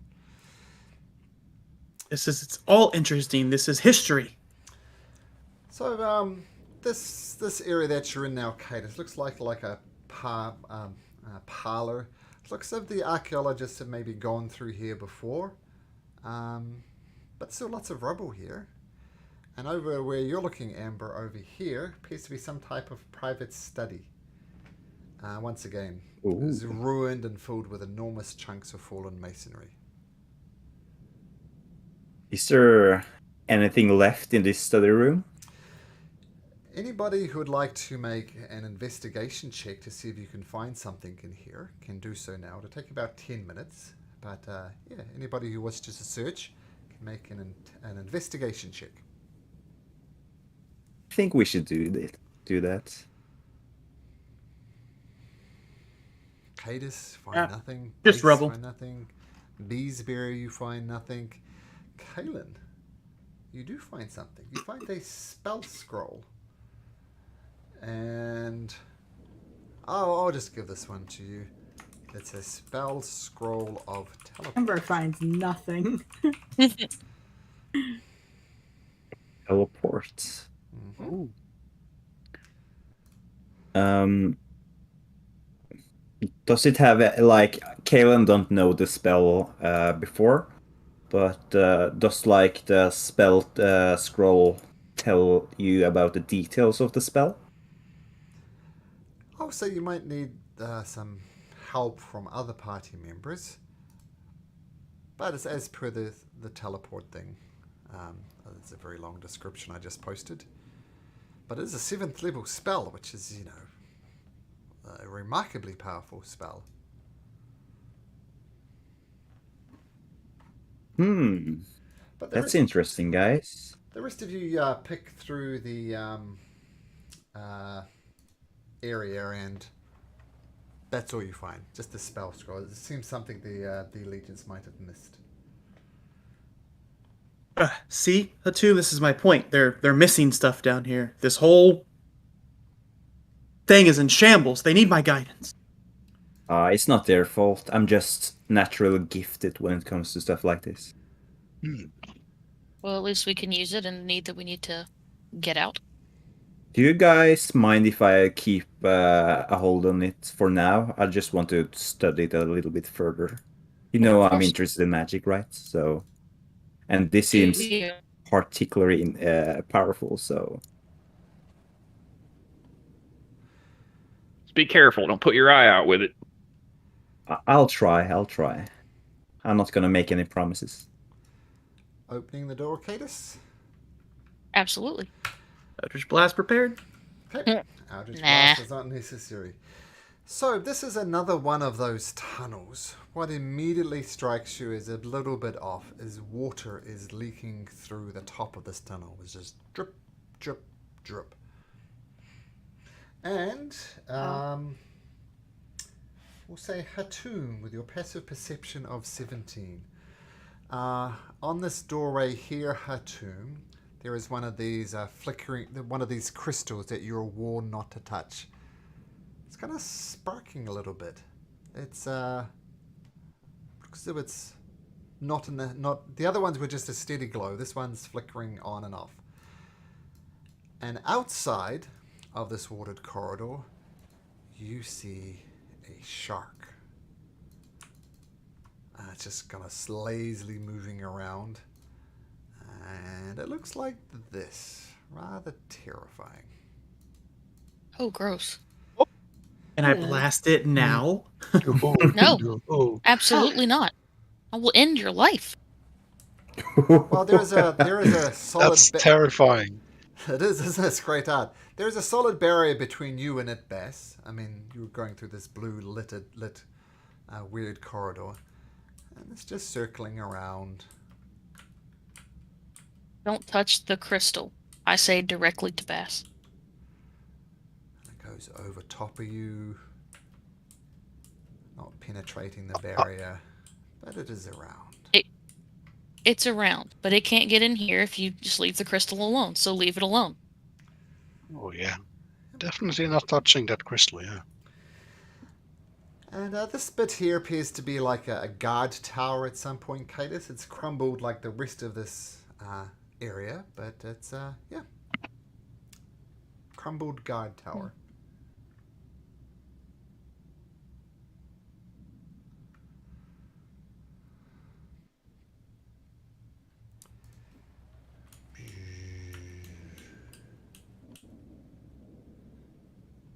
Cadus has been super stressed out ever since getting that note because she doesn't know how she feels about any of this, so she's just kind of walking ahead very silently. Okay. Bass is just taking it all in, trying to study and learn as much as he can from these ruins. In the tunnel, Amber kind of put her hand on the barrier and is kind of trying to talk to the shark to reassure it. Make an animal handling. Why not? At disadvantage. In case you need a reminder, I will put it in the chat here. Go. There it is.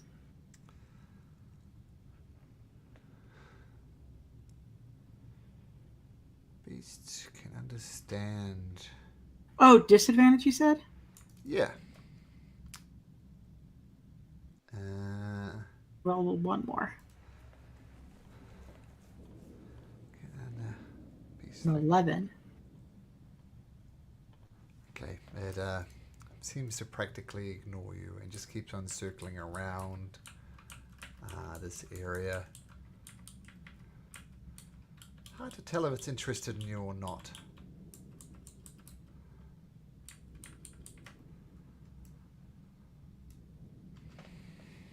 So it's like water around us. It's like a aquatic tunnel of sorts we're moving through, like it's moving overhead, and yeah. Yeah, it's exactly like an aquatic tunnel. Yep, that's a good description of it. Well, that's terrifying. Oh god.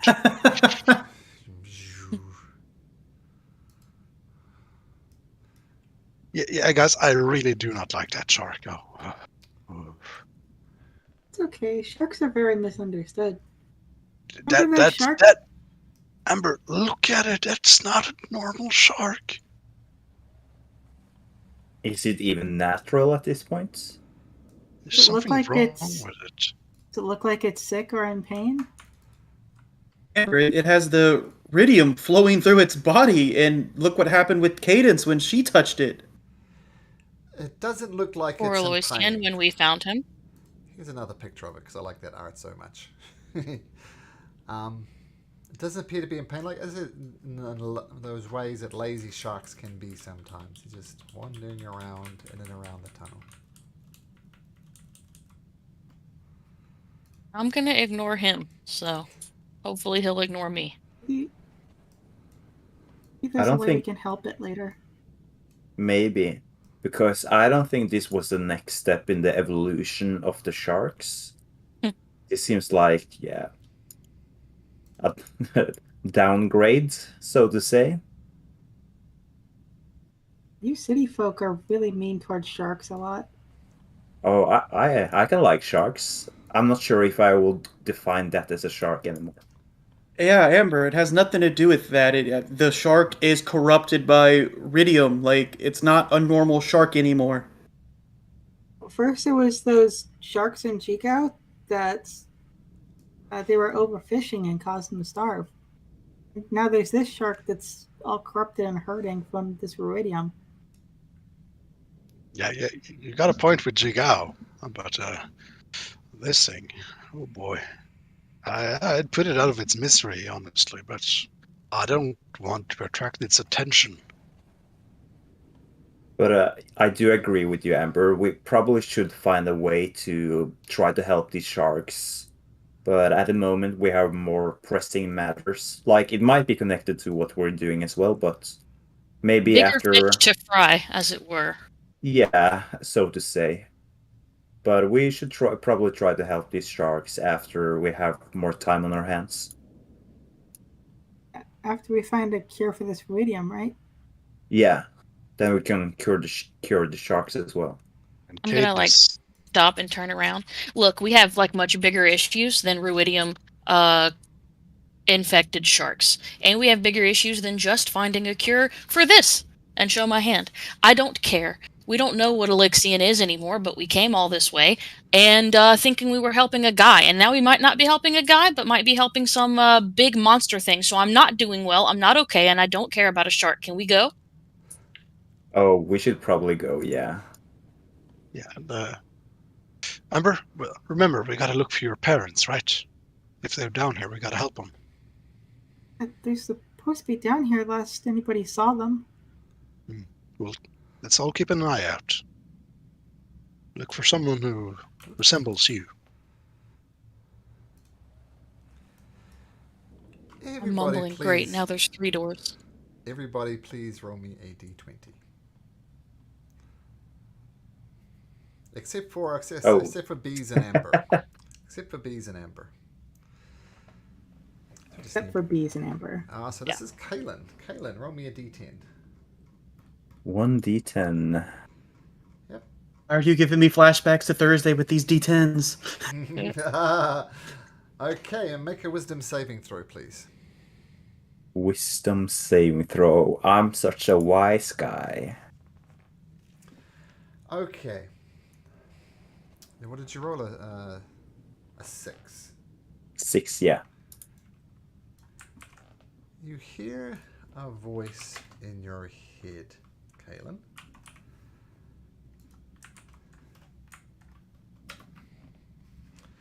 And I'll give you this as well.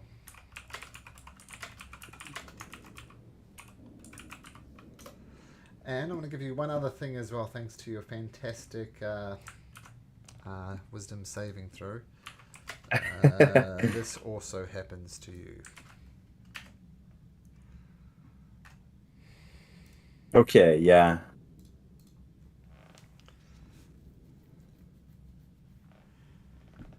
Ken's just gonna say, like,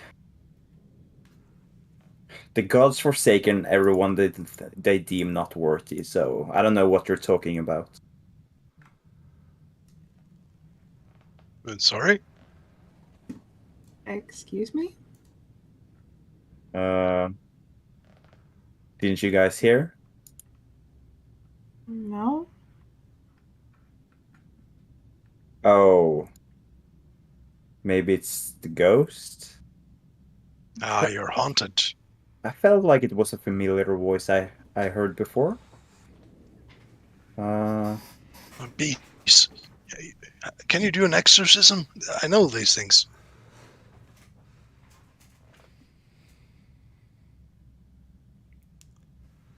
No, sorry, I don't know how to do that. If more than one of you is hearing things, and we know that this aboleth creature is intelligent and tricks people, it's likely that. Ooh. Yeah, that's bad. So I have a feeling that the puzzle pieces are starting to make an image for me. So the note is telling us about Elixian being a aberration, or what was its name? A aboleth. Aboleth. And we're now hearing voices in our heads suggesting some kind of telepathic communication. I don't think it's a ghost anymore. Not that I believe in ghosts in such a manner, but to me, the voice kind of sounded familiar. Maybe it was Alexian's voice which I heard. You heard him too? I did.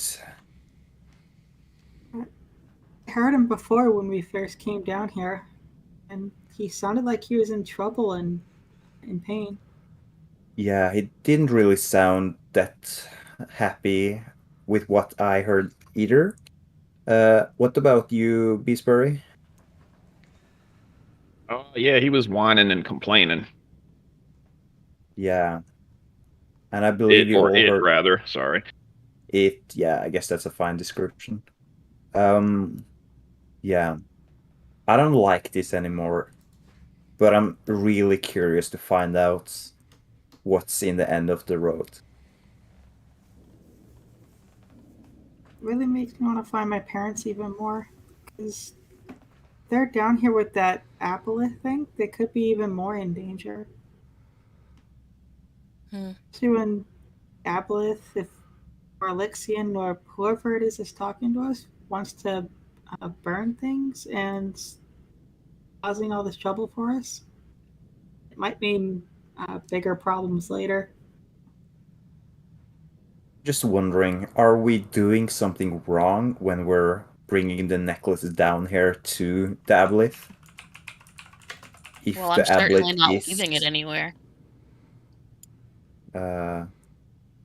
Yeah, it's like, yeah, what's the right thing to do? I'm having a bad feeling about bringing the amulet down to the amulet if the amulet is in fact Elixir. Didn't the amulet? Did it used to belong to him? Don't know. And we've seen the amulet change once, right? Correct. Who knows if it might change again, do some weird ass stuff. Yeah. But yeah, we're down here now, so I guess we should just continue, right? Sure. Whoop, you're cutting out, Amber. Which door should we try? Does Malcolm need to get his kids? I'm going to have you open one door, Cadus, and then I need to dash because we also have a volleyball game today. All right, I'm gonna open this door at the end of the hallway.